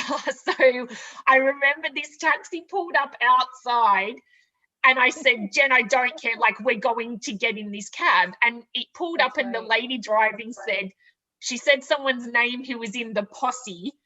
And I said, yep, that's us. And they'd already booked a cab. I was like, we're just going to pretend that we're them. I said, Jen, shove your stuff in this cab. We got in the cab. We like got to the airport. We were literally like looking around like we were fugitives. I just did not want anyone to catch up with us or like stop us in any way, because I thought they're going to be after us, like, you know, something's going on here. And then, yeah, I think, did you have too much weight or something? We had to do something with like unpacking a bag or something. That morning, because I had the 20 pounds of rocks, I already knew I had to leave some stuff behind, right? And after we came back from the ring of Brodgar, I was like, I'm done. I left anything that was kundalini related in that hotel on Orkney Island. Like all of it stayed there, because I was like, I can't even look at this stuff anymore. So I had to, all of that was out, but I hadn't had time to sort through all my Findhorn rocks. So I still had massive amounts. And because we were rushing, I wasn't planning to be on a plane yet, right? I was expecting to have another day or two. And we're on a little prop plane, so your weight restrictions are more strict. So I quickly undid my suitcase, like we checked in, and then I was like, I know my bag's gonna be overweight. So I went and literally was taking stones and just like leaving them on the chair. I felt so awful doing it. And anything I could throw out, I was throwing out. But I still had all these, like literally half my suitcase was rocks. I kid you not. I was leaving all my clothes behind and everything. And anyway, it passed the weight restriction and we went and sat down. And then it was like, Jennifer Kavanaugh, please come to secondary security. And I was like, oh no, they're going to make me leave my rocks here. And so I went into secondary and the lady was like, it looks like you got a lot of rocks in your suitcase. And I was like, yeah. And she's like, can you just open it up? I just need to check them. And I was like, okay, no problem. So I open up my suitcase. And at this point, all those river rocks had crystallized, like they were sparkling. And the security guard looked at them and she was like, these are really beautiful rocks. Where did you get them from? Are these from Scotland? And I was like, yeah. I was like, I didn't say anything to her, but I was just like, I was in shock of like, what is going on? She's like, okay, no problem. And then no issue, just zip them up. She just wanted to see that they were rocks. And then we went into the waiting area, right, for the plane. Oh my God, that plane. When we went into the waiting area, someone must have gone into my room after we made our bolt, our fugitive exit, because someone had picked up my sheepskin that I had left behind in the room. Right. And they were like, oh, I have your sheepskin. You left it in your room. And I was like, keep it. I don't want it. I don't want it. I left it behind. I don't want it. Like, if you don't want it, you can keep it or you can throw it in the garbage. I don't care. I was just like, I don't want to look at it again. Do not even bring it in front of my space. But there was some other women we met in the waiting area. Remember that? We had some conversations. Did you want to talk about those?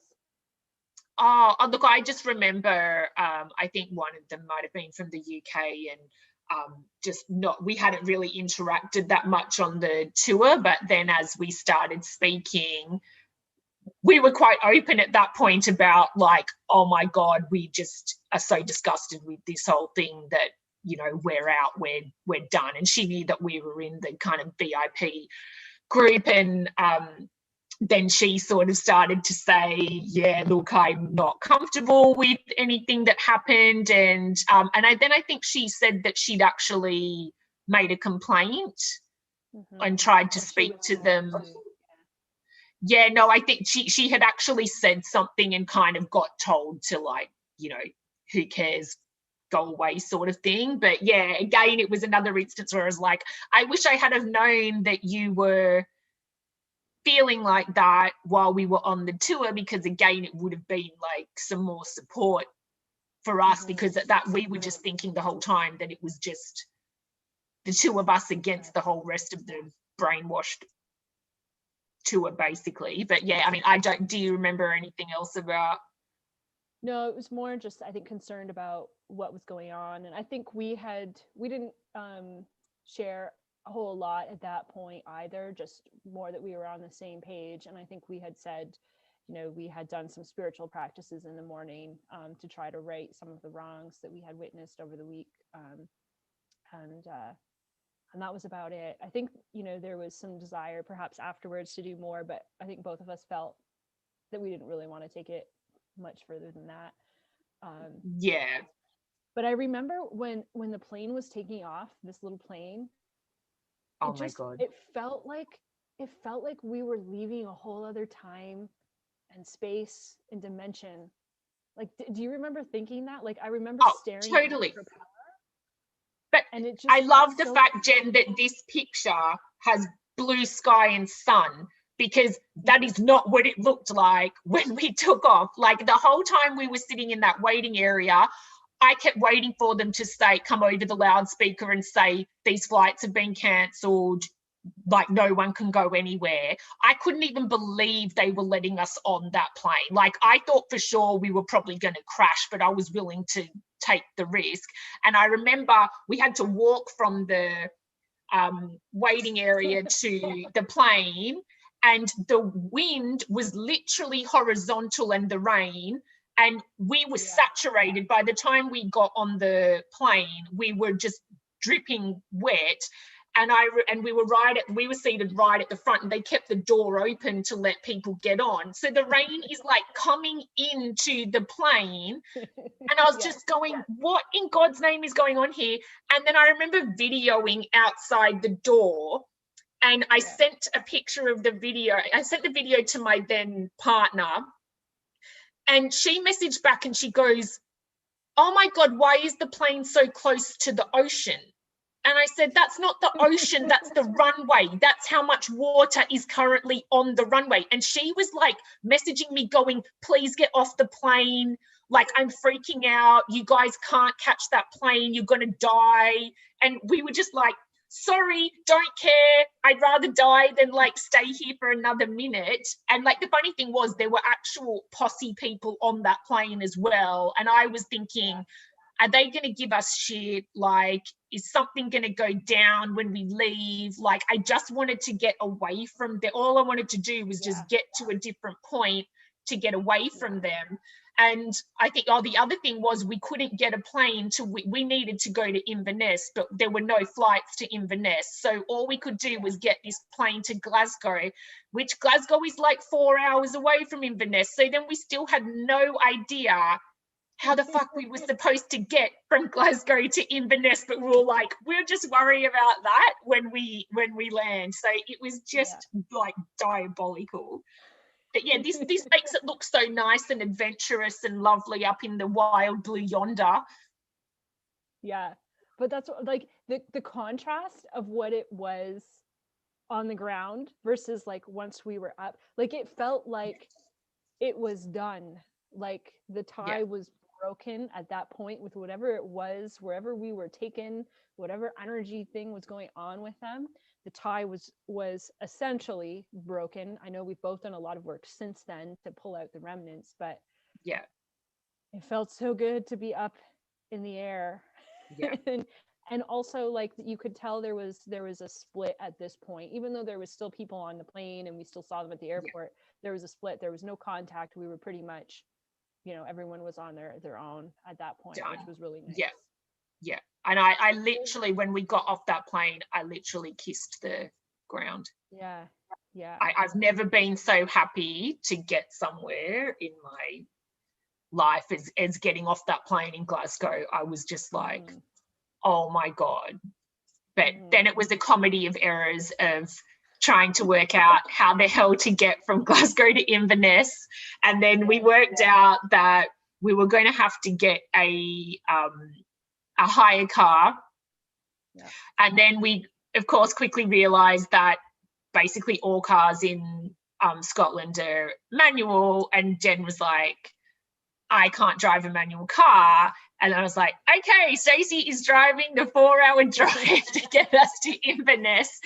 And I remember once we like rented the car and we got going, we just couldn't even like, we just kept looking at each other going, can you just pinch me? Like, is this even real? Did this happen? Yeah. Like, now we're on the run trying to get to Inverness. Like, oh my God, it was just the most surreal feeling ever. Yeah. Because I think we both had hotels booked for Inverness because we were supposed to come back there on the ferry. But Yeah. I remember that on the drive of just going like, what just happened? It was almost like, you know, when you experience trauma and you're in the trauma and then it's not until after the fact that you're like, oh my God, this awful thing just happened. Yeah. And it starts to like come to your forefront of your consciousness if there was a whole lot more going on there than what we realized Then you could when understand. we were in the moment. Yeah. Yeah. And I Absolutely. remember as we were driving, we were trying to figure out where we had to return the car That's and where right. that was in relation to the hotel. And so we figured out that the actual return depot was in this mall in Inverness. Remember this? That's right. And it was so hard And to find. I was like, I think I know this mall. Like, That was and we're so driving up and I was like, oh my God, this is the mall that I was in, that I ran to when we were in Inverness. And I the was like, first time. okay. I was like, just to put the like final bow on this trip. So if you recall, when we had landed in Inverness and we had our lunch break and Stacey went to get her lunch and her rap music, I think it was, her hip hop music. Yeah. And I was like, I gotta go find some souvenirs for my kids. And there was a little table set up in the mall where they had this crystal. And I was like, if it's still there, it's meant to be. And I was like, so I said to her, I'm like, and it was close to when the mall was going to be closing too. Like we were just like in the nick of time. And I was like, if it's there, I have to buy it. I have to buy it. And I was like, and this is I'm going to say this is my reward for surviving this trip. And so it's a little like druzy quartz sphere with some pink in it. And so I went and picked it up. And then in the meantime, you discovered something on the table too. Was almost identical to yours except blue, and it was just like, you have to get this. And meanwhile, that's the crystal that's now gone missing. It has moments of it just disappears. And so it was just so funny. But like, we're also having to drag our suitcases, like we're in this mall, we've driven for 4 hours after being on this plane that we thought we were going to die on, let alone all the other stuff that's happened. Then we're dragging suitcases through this mall, just like buying crystals. I mean, like, it was just. And then through town, like we didn't even pick up a taxi or anything. We just kept walking through. Just walking. Who cares? So we settled in the hotel, and then I think we had said, let's meet for dinner. Let's have another beer, and some fries. Burgers and beers. We had burgers and beers. And I was like, at this point, I was dying to open up my suitcase to figure out what had happened to all of my rocks. Because I was like, I didn't have time as we were escaping the island to take a look at it. And I was like, oh my God, they have all started sparkling and turned to this crystal thing. So I remember taking one and I was like, okay, I got to bring it down to dinner because I need Stacey to confirm that I'm not completely mad. I know, it was crazy. So I remember we were like eating dinner in this pub looking at this crystallized river rock, and I don't know if you remember this, but like that night I just felt like the shake, like my whole body was shaking. I was still in this like terror. I couldn't sleep that night at all because it almost felt I feel like I had a fear that the wizard was going to come and attack again. Totally. Because we were doing so much in 4D, I was like, the 3D is done, but I was like, I don't know if the 4D is done yet. So there was that fear of like, if I go to sleep, what's going to happen? And I think I also had to catch up. I had to get to the airport at like 2 a.m. or something ridiculous too. You had a really early flight. And I remember I have never felt more alone in my life as knowing that you were at the airport and you were gone, and I still had the whole next day, because my flight didn't leave until about 6 p.m. or maybe even later, like 8 p.m. I think I couldn't even like get to the airport until 6 p.m. And I remember just that feeling of like, oh my God, Stacey, you are here absolutely alone. Like, you're out of it, but you're not entirely out of it. And I'd also sent an email. So, no, that's right. I cancelled my VIP membership and all memberships to anything relating to this group whilst I was in the hotel room before we met for dinner. And then that obviously triggered, one of them realized that, so I got an email saying, is there anything you'd like to process? And I just sent this barrage of an email back just saying, there is nothing to process. I am so like beyond disgusted with the behavior that I saw on this tour, and this does not align with my values at all. It is not something I want to be a part of, and like, I'm done. I won't be involved in anything else going forward. And that was kind of it. But you know, people don't defect like that, and they certainly don't do that from the VIP group at that time. So for you and I, there was still that sense of like, oh God, you know, what are the repercussions going to be from that? Because it's one thing for one person to have a bad experience and they can shut that down, and you know, they used to just turn on whatever spin and rhetoric they wanted around that person being crazy or whatever it used to be. But with the two of us, that made it harder, I think. And so I think we were still, I know I was concerned about, you know, God, what's going to happen as a result of this. And luckily that was the only contact I ever had from them. They, you know, there was no attempt to say, are you okay? Would you like to talk about this? No, like, no. See, and your email triggered a response to me because I didn't see that until I had gotten home. So I was asked if, because I had spent so much time with you on the trip, if I needed assistance in reframing my experience. So I very directly declined the assistance with reframing, because at this point I had already called one of my good friends at home, because I work with an Indigenous healer here who I knew would understand what I had gone through. And I had called her and I was like, you need to call him right away. I need an appointment as soon as possible. I need you to tell him that I've been in contact with black magic and I need help to unravel it. And that was my call home. So I already knew, you know, that I had some work to do with that. And that was my first time of like, there was no doubt in my mind. Now, who it came from, that is debatable in my mind. But there was no doubt in my mind that I had come in contact with some black magic.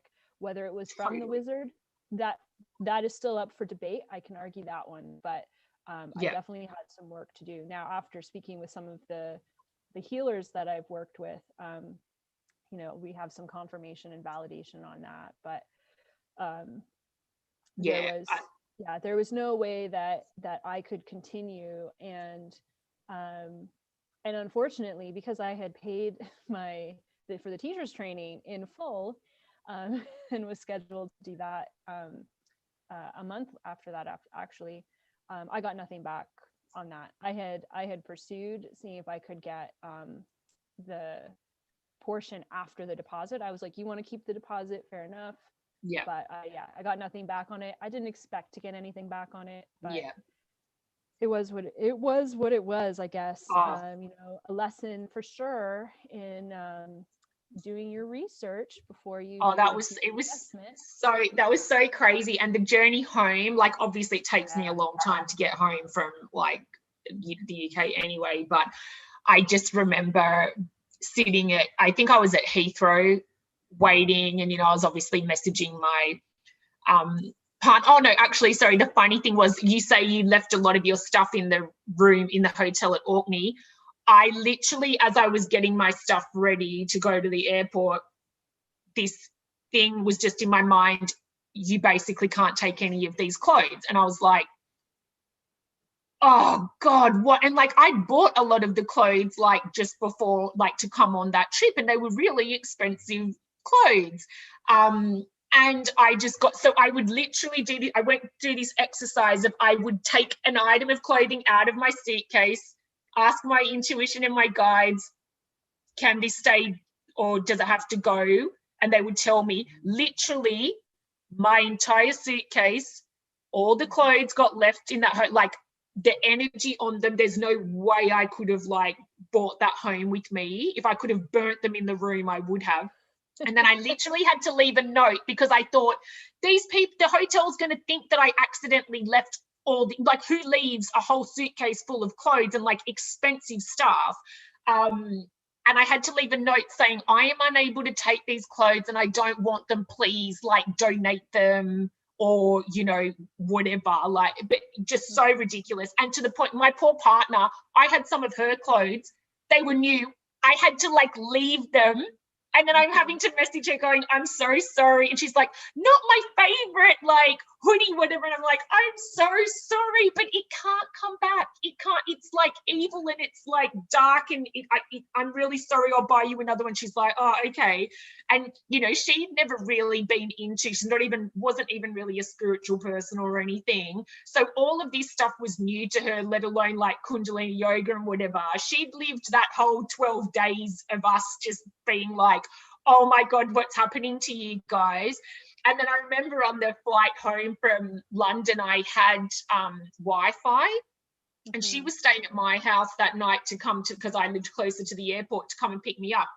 She was messaging me and she's like, I have never believed in spirits or anything. And she's like, the energy in your house, and like my other best friend had been telling me like they are psychically attacking you and your partner and what it be, and you know, Jen, obviously because you guys are not towing the line and you speaking out, and they're extremely pissed off at you that you didn't engage in the meditations and that therefore they weren't able to achieve what they wanted to achieve. And yeah, so my ex-partner, she was, I was messaging her going, you need to get the sage, the big thing of sage, you need to burn it, you need to like do this and that. I said, get all the black crystal, like she wouldn't have known what they were. I said, just get all the black crystals that are in this place, you know, and just do X, Y, and Z.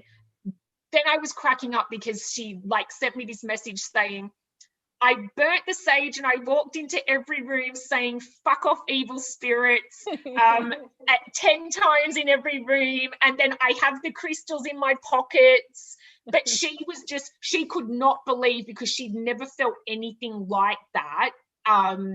You know, and she was so unfamiliar with it. And she goes, she literally could not sleep that whole night because the energy was so bad in what they were sending to us. That, yeah, it was just like insane. Do you remember like when I was like, I held it together until I got to Heathrow, but I purposely was like, make sure you have your sunglasses for the plane ride because it's a long plane ride.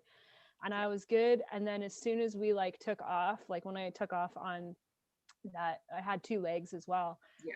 Like the tears just started flowing. Oh, it was just so overwhelming. I didn't even know like what to think at that point. And I remember like getting home, it felt so surreal to actually get home, and my daughters were just getting out of the bathtub and I just started crying. Like they were soaking wet. I don't even think they had a towel, and I was just hugging them. My husband looked at me like, what, did you think you weren't coming home or something? And I was like, yeah, pretty much. Yeah, I did. Yeah, and I didn't see my girls at that, because they weren't at home at that time. But I just remember getting picked up by my partner and going home. I couldn't sleep I was so traumatized after that. I couldn't sleep I don't think I slept properly for 2 or 3 weeks. My anxiety levels, I could barely, people were just like, what the hell happened to you? And it was so disheartening. And I mean, aside from the fact that like my faith had been completely obliterated, we were so traumatized by what had actually happened. I'm sure we were still being psychically attacked and everything else. I had to go straight to the energy healer the next day and be like, please try to help me. She's like, Jesus, you have like so many attachments and stuff. and just so much stuff happened to you. And it was just, I couldn't barely even function. And then people thought that I'd gone on this amazing trip to Scotland. And then I'm like, how do I tell everybody, like, no, that was actually harrowing, and I can't even make sense of any of it, and I don't even know when I will be able to. And yeah, it was just, I was dead after that, physically, mentally, emotionally, like couldn't think about kundalini yoga, wanted nothing to do with spirituality at all, nothing to do with yoga, nothing to do with even wellness. I was just like, I am done, like that.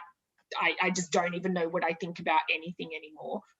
I was the same. Like the dreams, I was constantly having nightmares with them in my dreams for several weeks, and I stopped doing it. I stopped doing all yoga, meditation. It stopped for a while, and partly because I mean, I've I run a retreat center, so I had been teaching some of the kundalini stuff, and I came back and I was like, oh my God, what have I done? What have I done? Have I been have I been using this energy? You know, have I been some kind of bridge or portal for them with my clients as well? And then I was like, even though I'm not working with them anymore, I don't know what energy I still have connected with them. And I was like, I cannot teach any of this.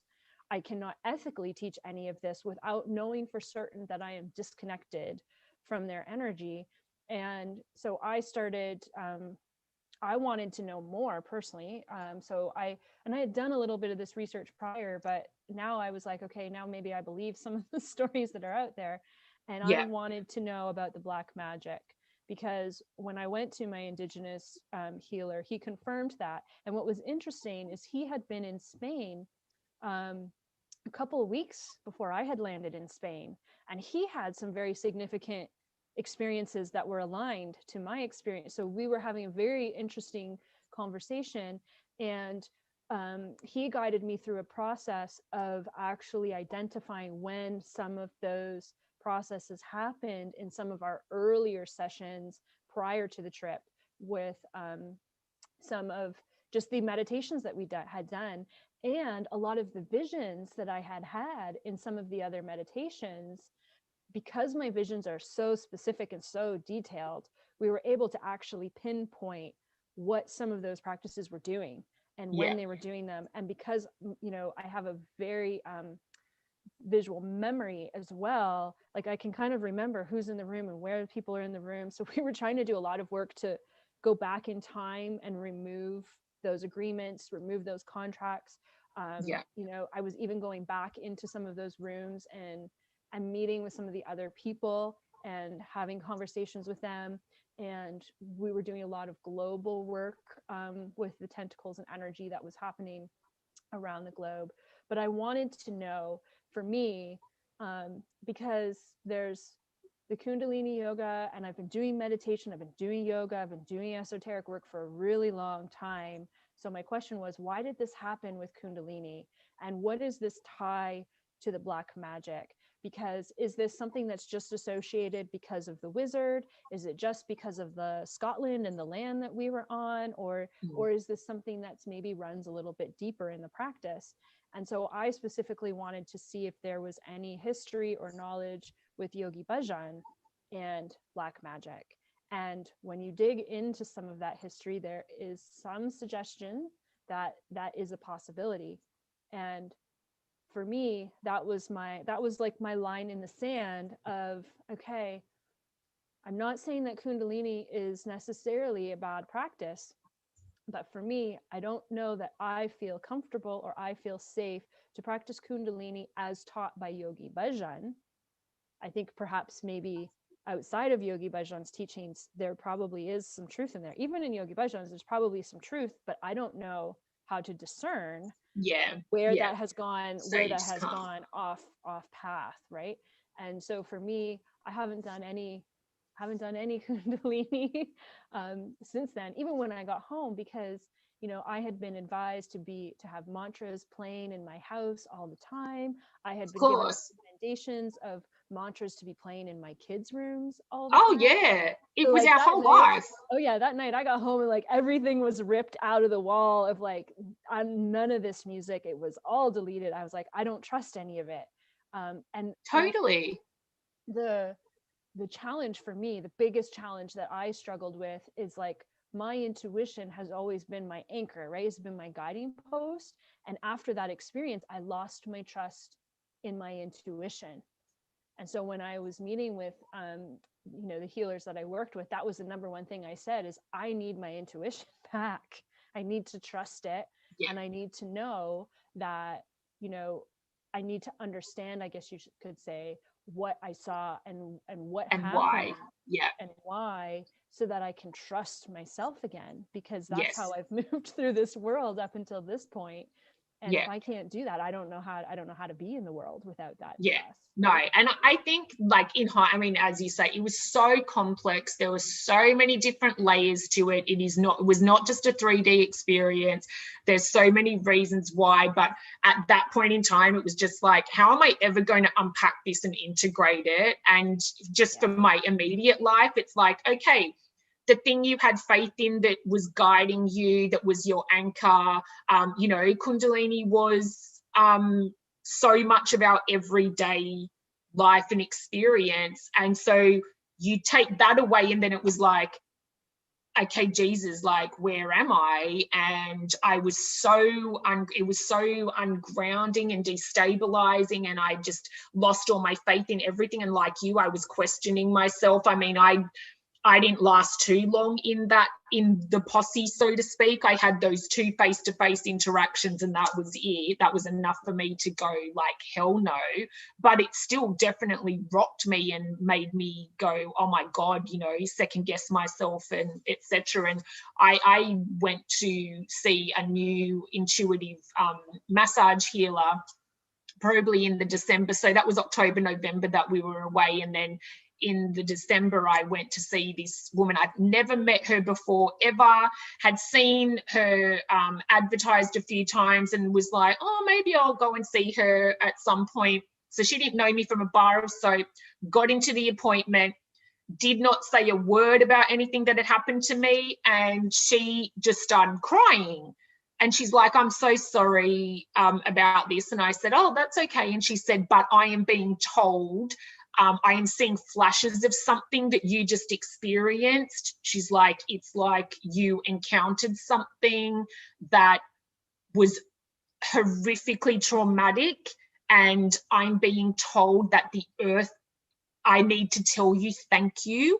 Thank you. You were with somebody else, and you don't yet understand the enormity of what it is you did and how you helped, but the earth wants to thank you, and you need to know like how amazing you were and what you did was, and to thank you, thank you, thank you. And she just kept saying that, and I was like, oh my God, okay. And that was kind of the start of my journey. Last year, I ended up, as you know, not working for most of the year, had just all of my life. I feel like that trip to Scotland was the catalyst for the entire rest of my world falling apart on every single level, personally, relationships, work, career, like family, you name it.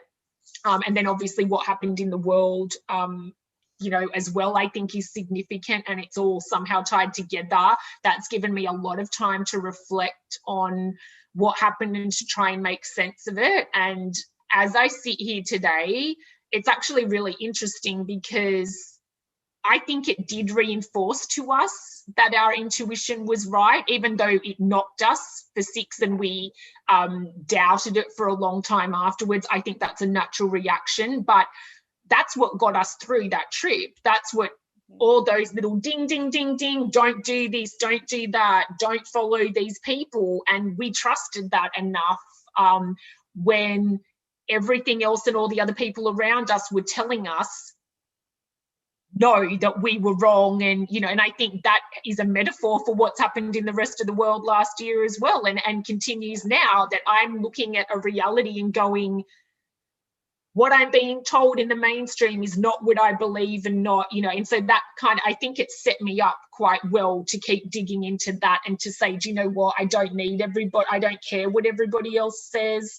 My truth is my truth, and I will I will go with that. And I think it's also interesting. I just read Ram Dass's memoir in the last few weeks, and it gives that a really interesting perspective on the whole guru notion as well, and spiritual teacher notion, which actually kind of rang true for me. And I think people get caught up in thinking that gurus and teachers are these perfect beings, and it's like they're having some kind of incarnation exactly the same way we are. So I really took it, and in the book, Ram Dass explains that his guru would often send him at different points in time to meet other gurus, and he would initially meet with them and whatever, and then realize that it was to teach him a lesson, to say, oh, that person doesn't sit well with me. That person at this point in time in their experience is very ego driven,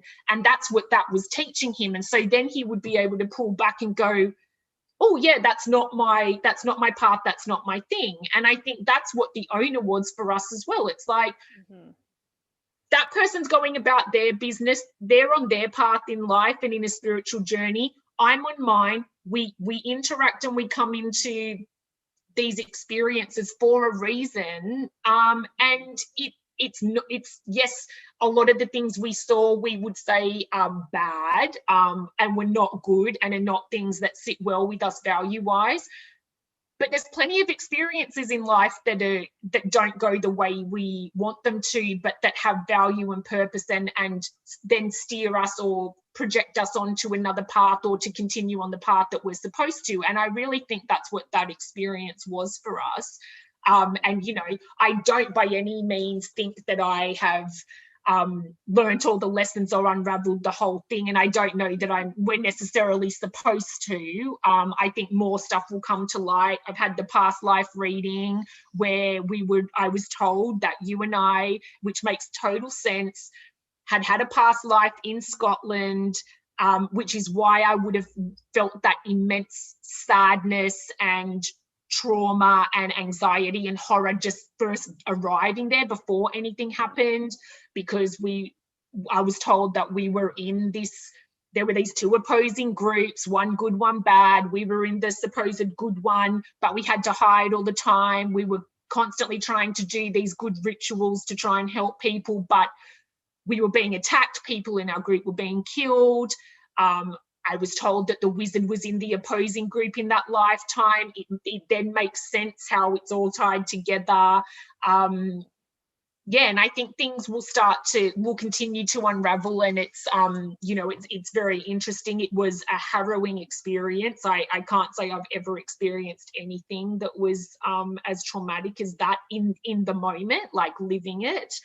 But, you know, I think it was a great lesson to me. You have to be sovereign. Like, there is no teacher that's above you. You know everything within you, and it's a matter of developing the courage and exercising that muscle to always trust it, no matter what you are being told by someone else. And you have to be discerning about whatever is presented to you. And we were discussing before this call, I also don't think that means that everything the owner does is evil, is negative, has no value. I don't agree with that at all. There are still quite a few teachings that I got from her that I absolutely agree with, that, you know, I think are valid and stand today, and that I would, you know, be guided by. And I think it's very dangerous to get into this, like, you know, this person is evil and has to be destroyed, this person is whatever. Everybody's on their own journey, and there'll be plenty of people who have interacted with the owner who it was a positive experience for them, and they didn't have this experience, and that's just what their experience was supposed to be. So I don't purport to tell anybody that what happened to us means that they need to make a certain decision. It's just information, and it either sits with them in a certain way or it doesn't. There are plenty of people who were in that VIP crew who still to this day, they know basically what happened to us, and they still work with her and learn from her and do kundalini yoga and whatever. And it's like, that's okay, that's cool, because that's their path, and that's where they're at. Yeah, I agree. I mean, it's interesting because the sessions that I did when I got home early on too, you know, received kind of similar messages, you know, in the process of unraveling everything. And I don't like the word unpacking, but Yeah. it's one of my irks lately. Um, is that, you know, this validation that what we had done was significant over there in some way, even though we don't understand it. And I was actually told to keep my eye on the television, because what we had done had kind of created a ripple effect of what was to come. And so I kept looking on the TV of like, okay, is anything happening, you know? And then March 2020 hit, and I actually sent him an email, and I was like, so I see something on the TV that's a little interesting now. Mm-hmm. You know, and I don't know if it's related, but I know intuitively I feel like there is some connection. And it, you know, you could say that's our ego, that's grandiose, and it very well could be. But I know our journey through this past year has definitely been shaped by our journey in Scotland. And Absolutely. I know that my response to what's happening in the world would probably be very different if I hadn't gone to Scotland. Um, Absolutely.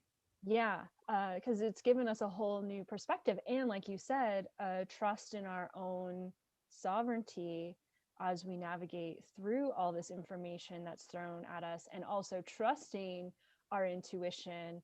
Because like, even, you know, the last couple of weeks in my circle and people that I talk to, you know, a lot of people are really afraid. And I keep going back to how I felt on Orkney Island that day, and I was like, I know what fear feels like in my body. That was a high point of fear in my body that day, and I'm Yeah. nowhere near that right now. I am Yeah. nowhere near it. So I'm going to trust that what my body is telling me and what my intuition is telling me, that for today I'm okay. Yeah. And that's become kind of like my daily check-in now. Is like, Check I in. wake up in Yeah. the morning and I'm like, okay, anything happening today that I need Do to I be feel as bad as I did on Orkney Island? Do I think I'm going to die and not make it home? right? It's like my benchmark now. There's my baseline. Orkney It's a Island. pretty high benchmark. But I know too, even in my own practice and in my own business, because it's, you know, it's been shut down twice now. It's still shut down at this point for the most part, of what my normal practice is, and running a retreat center in the woods. And when I came back, I had this moment with some of my, you know, very dear friends who helped me, and our teachers here as well. And we were sitting out in my very humble outdoor studio, and I just had this moment of like, this is how you change the world. It's not by being someone who has a million followers. It's not by taking people all over like, those are all great things, but the world actually changes in these little small clusters of people in the middle Yeah. of nowhere. You know, just like we were in Orkney Island, it was those people that hold the energy on Orkney Island. And it's, you know, the people that I'm with here, we're the ones who hold the energy in this small community here, just like other people hold it in their spaces. And you know, one of the biggest lessons I think for me too is, as we move into whatever this fifth dimensional world is going to look like, is that this model of guru, follower, teacher, student, it's crumbling. We don't need it anymore. You know, we're Yeah. coming to the point where we can co-create, and we have, everybody has their own value and everyone has their own intuition. And um, you know, we're moving to this place, I think, where we can really trust what we know. And I think part of trusting what we know is also trusting that um, we may have disagreements with other people, but like, neither one of us really feels a need to create a campaign or No. you know, prove anything in terms of what our experience was or the people we came in contact with. I have no desire to do that.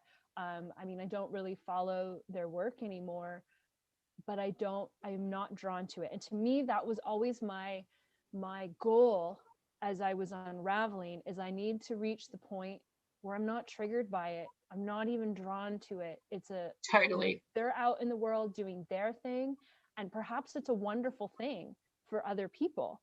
So that's fine. But I'm going to go out in the world and I'm going to be me, and I'm going to do what I need. And the biggest lesson is, from this point forward, nobody tells me who I am.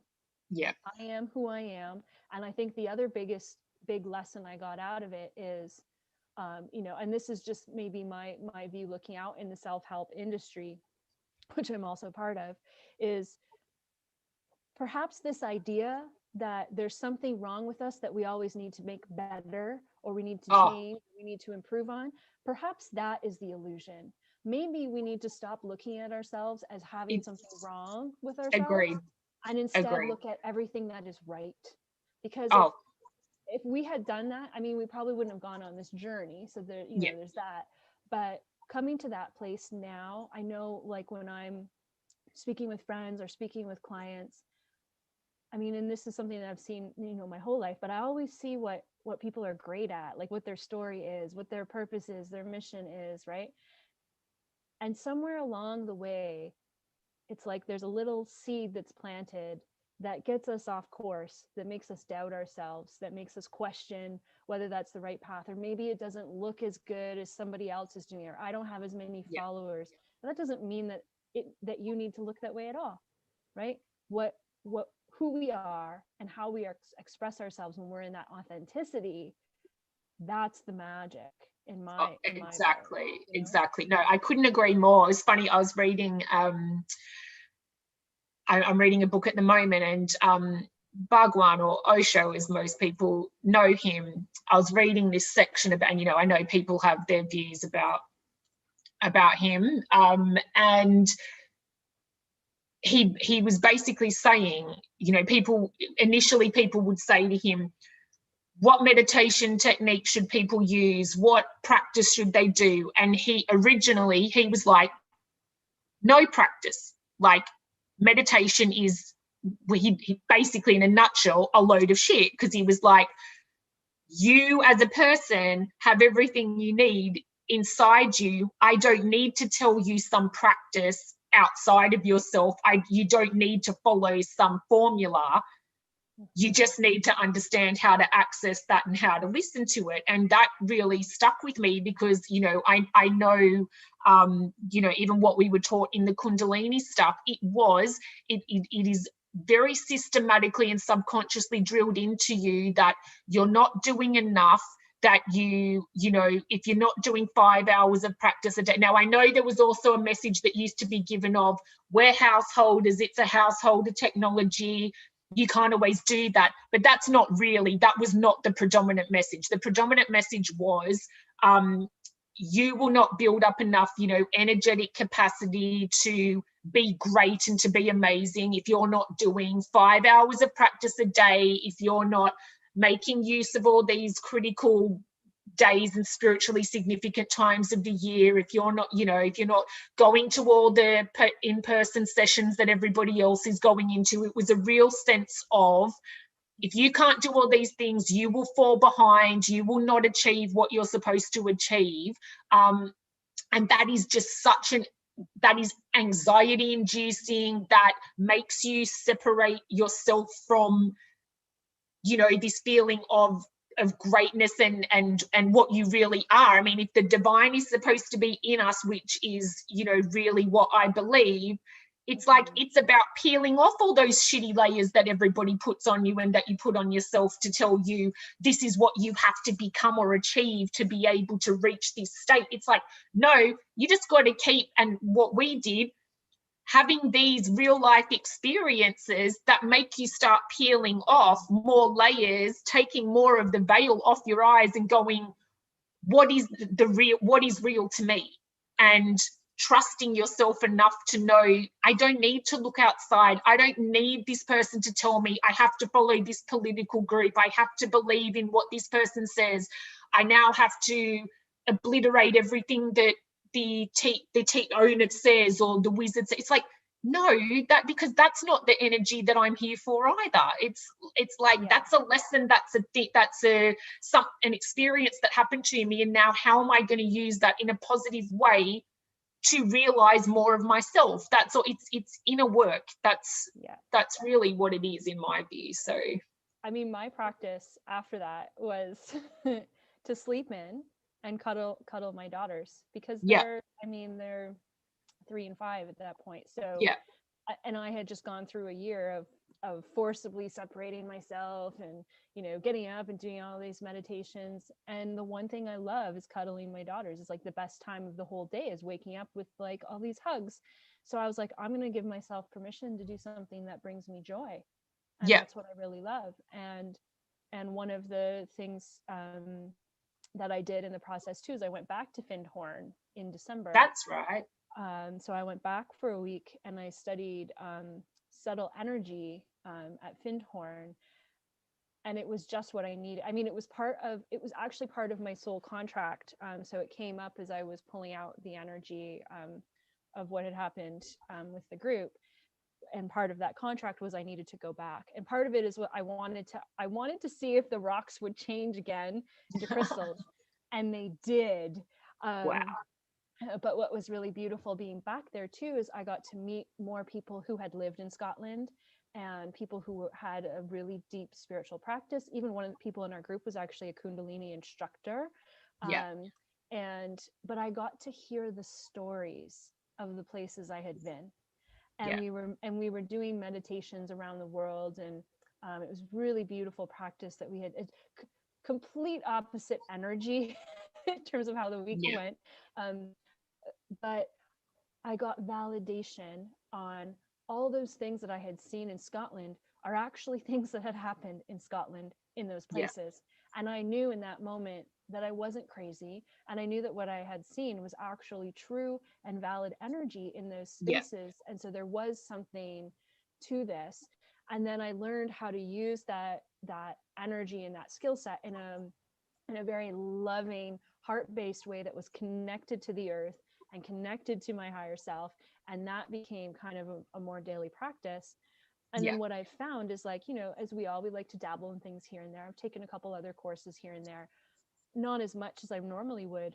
But the biggest difference for me is that now when a teacher is pushing me, because I had another teacher who was like, you should be getting up every day and meditating, and you got to find time away from your girls and da, da, da. And I was like, yeah, no, I don't. Yep. I don't. Right there with you. Right. I can understand why you have that perspective. You're also at a different stage in life than me. And I have these two beautiful children who really should be my top priority. And they won't be that age forever. And exactly. in a couple of years' time, that might be your time to get up and do your meditation solo every morning. Like, that's life. And I think that's the message. It's the fluidity. We have to be flexible, and we have to understand that you're evolving, and you take the bits that work for you in that moment and leave the rest. And it's up to us to create our spiritual practice, not for someone else to dictate that this is what you have to do and it has to be done this way. And if you don't do that, that means you're not spiritual. And if you don't follow who I follow, that means you're not spiritual. It's like, fuck that shit. Like, no, not at all. Not at all.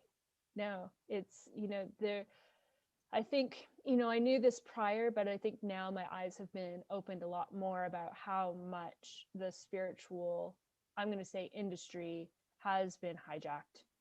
Totally. Because now, I mean, there's a lot that I can't even participate in it anymore. I can't. No, not at all. And that's not, I mean, I want to be careful with how I'm saying that, because I'm not saying that everybody who's in the spiritual community is hijacked. And sometimes it's not even that anyone is doing anything intentionally. No.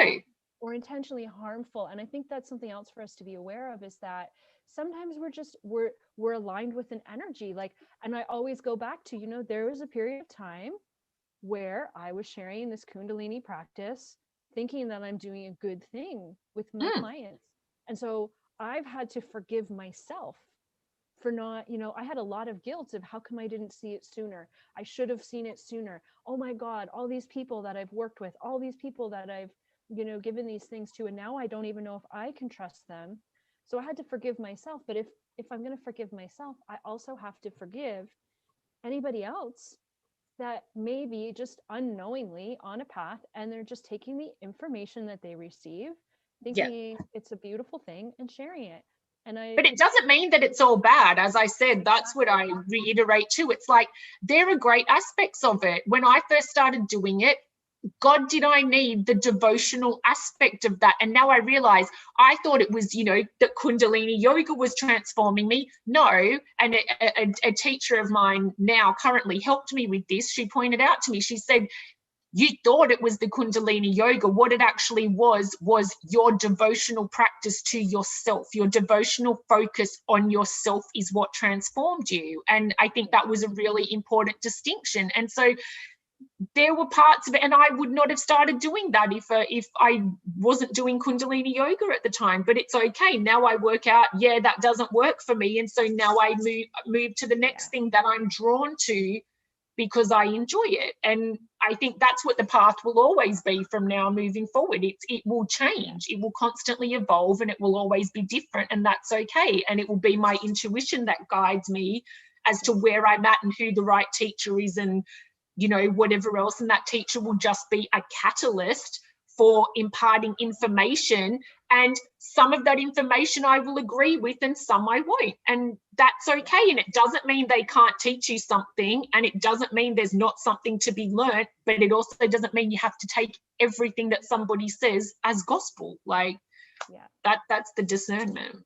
Well, and we know the dark night of the soul, right, is where we get the greatest fruit for our evolution. So even exactly. if it's not, even if it's a, you know, could be classified or judged as a negative experience, there's still always an evolution that comes out of it. And sometimes teachers are meant to play that role for some Absolutely. people, right? So like I said, I know what I saw and what I felt in my own experience. I don't think that everyone else will have that same experience that we did with those same individuals. And I think I could also be open to persuasion that it was a combination of the individuals and their energy, and then the past lives and the land, because I also know that I have that past life connection with the wizard. I've also had confirmation on that from my end with the people that I've spoken with. So it's more complex, I think, than just someone is labeled on one side or the other. And just like when you're doing research, like when I was working, working towards a PhD and never actually finished it, same thing. I would read stuff and I would take out the stuff that was relevant, right? And you learn how to be able to decipher through information, and you may not agree with everything, but there's components that are relevant for you or resonate for you. Absolutely. Now, I know this one's been a really, really long video, but I felt like it was important to wrap it up all in this last session. And I know it's like been incredibly healing, even just for you and I to talk about it in this forum and to share it with others. And I know we've had like lots of feedback, lots of amazing supportive feedback from people, and also feedback from people with their views about, you know, things that we've said in the videos or things that we've shared. And that's equally fine and all relevant and all part of the soup, if you like. But yeah, I'm so glad that we took the opportunity to do this, and because I think it was really important for us as well, just to kind of sit and try to get our heads around it and to heal from it, and to I think that's been super important as for me. I know, absolutely. Yeah, for me as well, just to make meaning out of it. And you know, we still have lots of questions. I don't think we have all the answers yet. There's still more coming in. I think the big work was disentangling our energy and doing that work from the past lives, you know, to make sure that we're no longer entangled. It's kind of like breaking a contract. It sounds like Totally. you know, icky thing, but it's not really. And you know, I've done a lot of meditations with them as well, doing work around, you know, forgiveness and understanding and making meaning. So I feel good about where I'm at in my understanding of it. Totally. And I will go back to Scotland and have I know eventually one day I'll go back and have a really different experience, but this one was necessary. And but I look forward to being able to go back with a completely different perspective and healing we'll have to go back together, and this time Yeah. it'll just be beers and hot chips and hip hop music and just doing the normal thing, not the We hope. You never know. I mean, when you say that, I have this vision of going back and it just being a really peaceful, beautiful space, Oh, right? Really connected with awesome.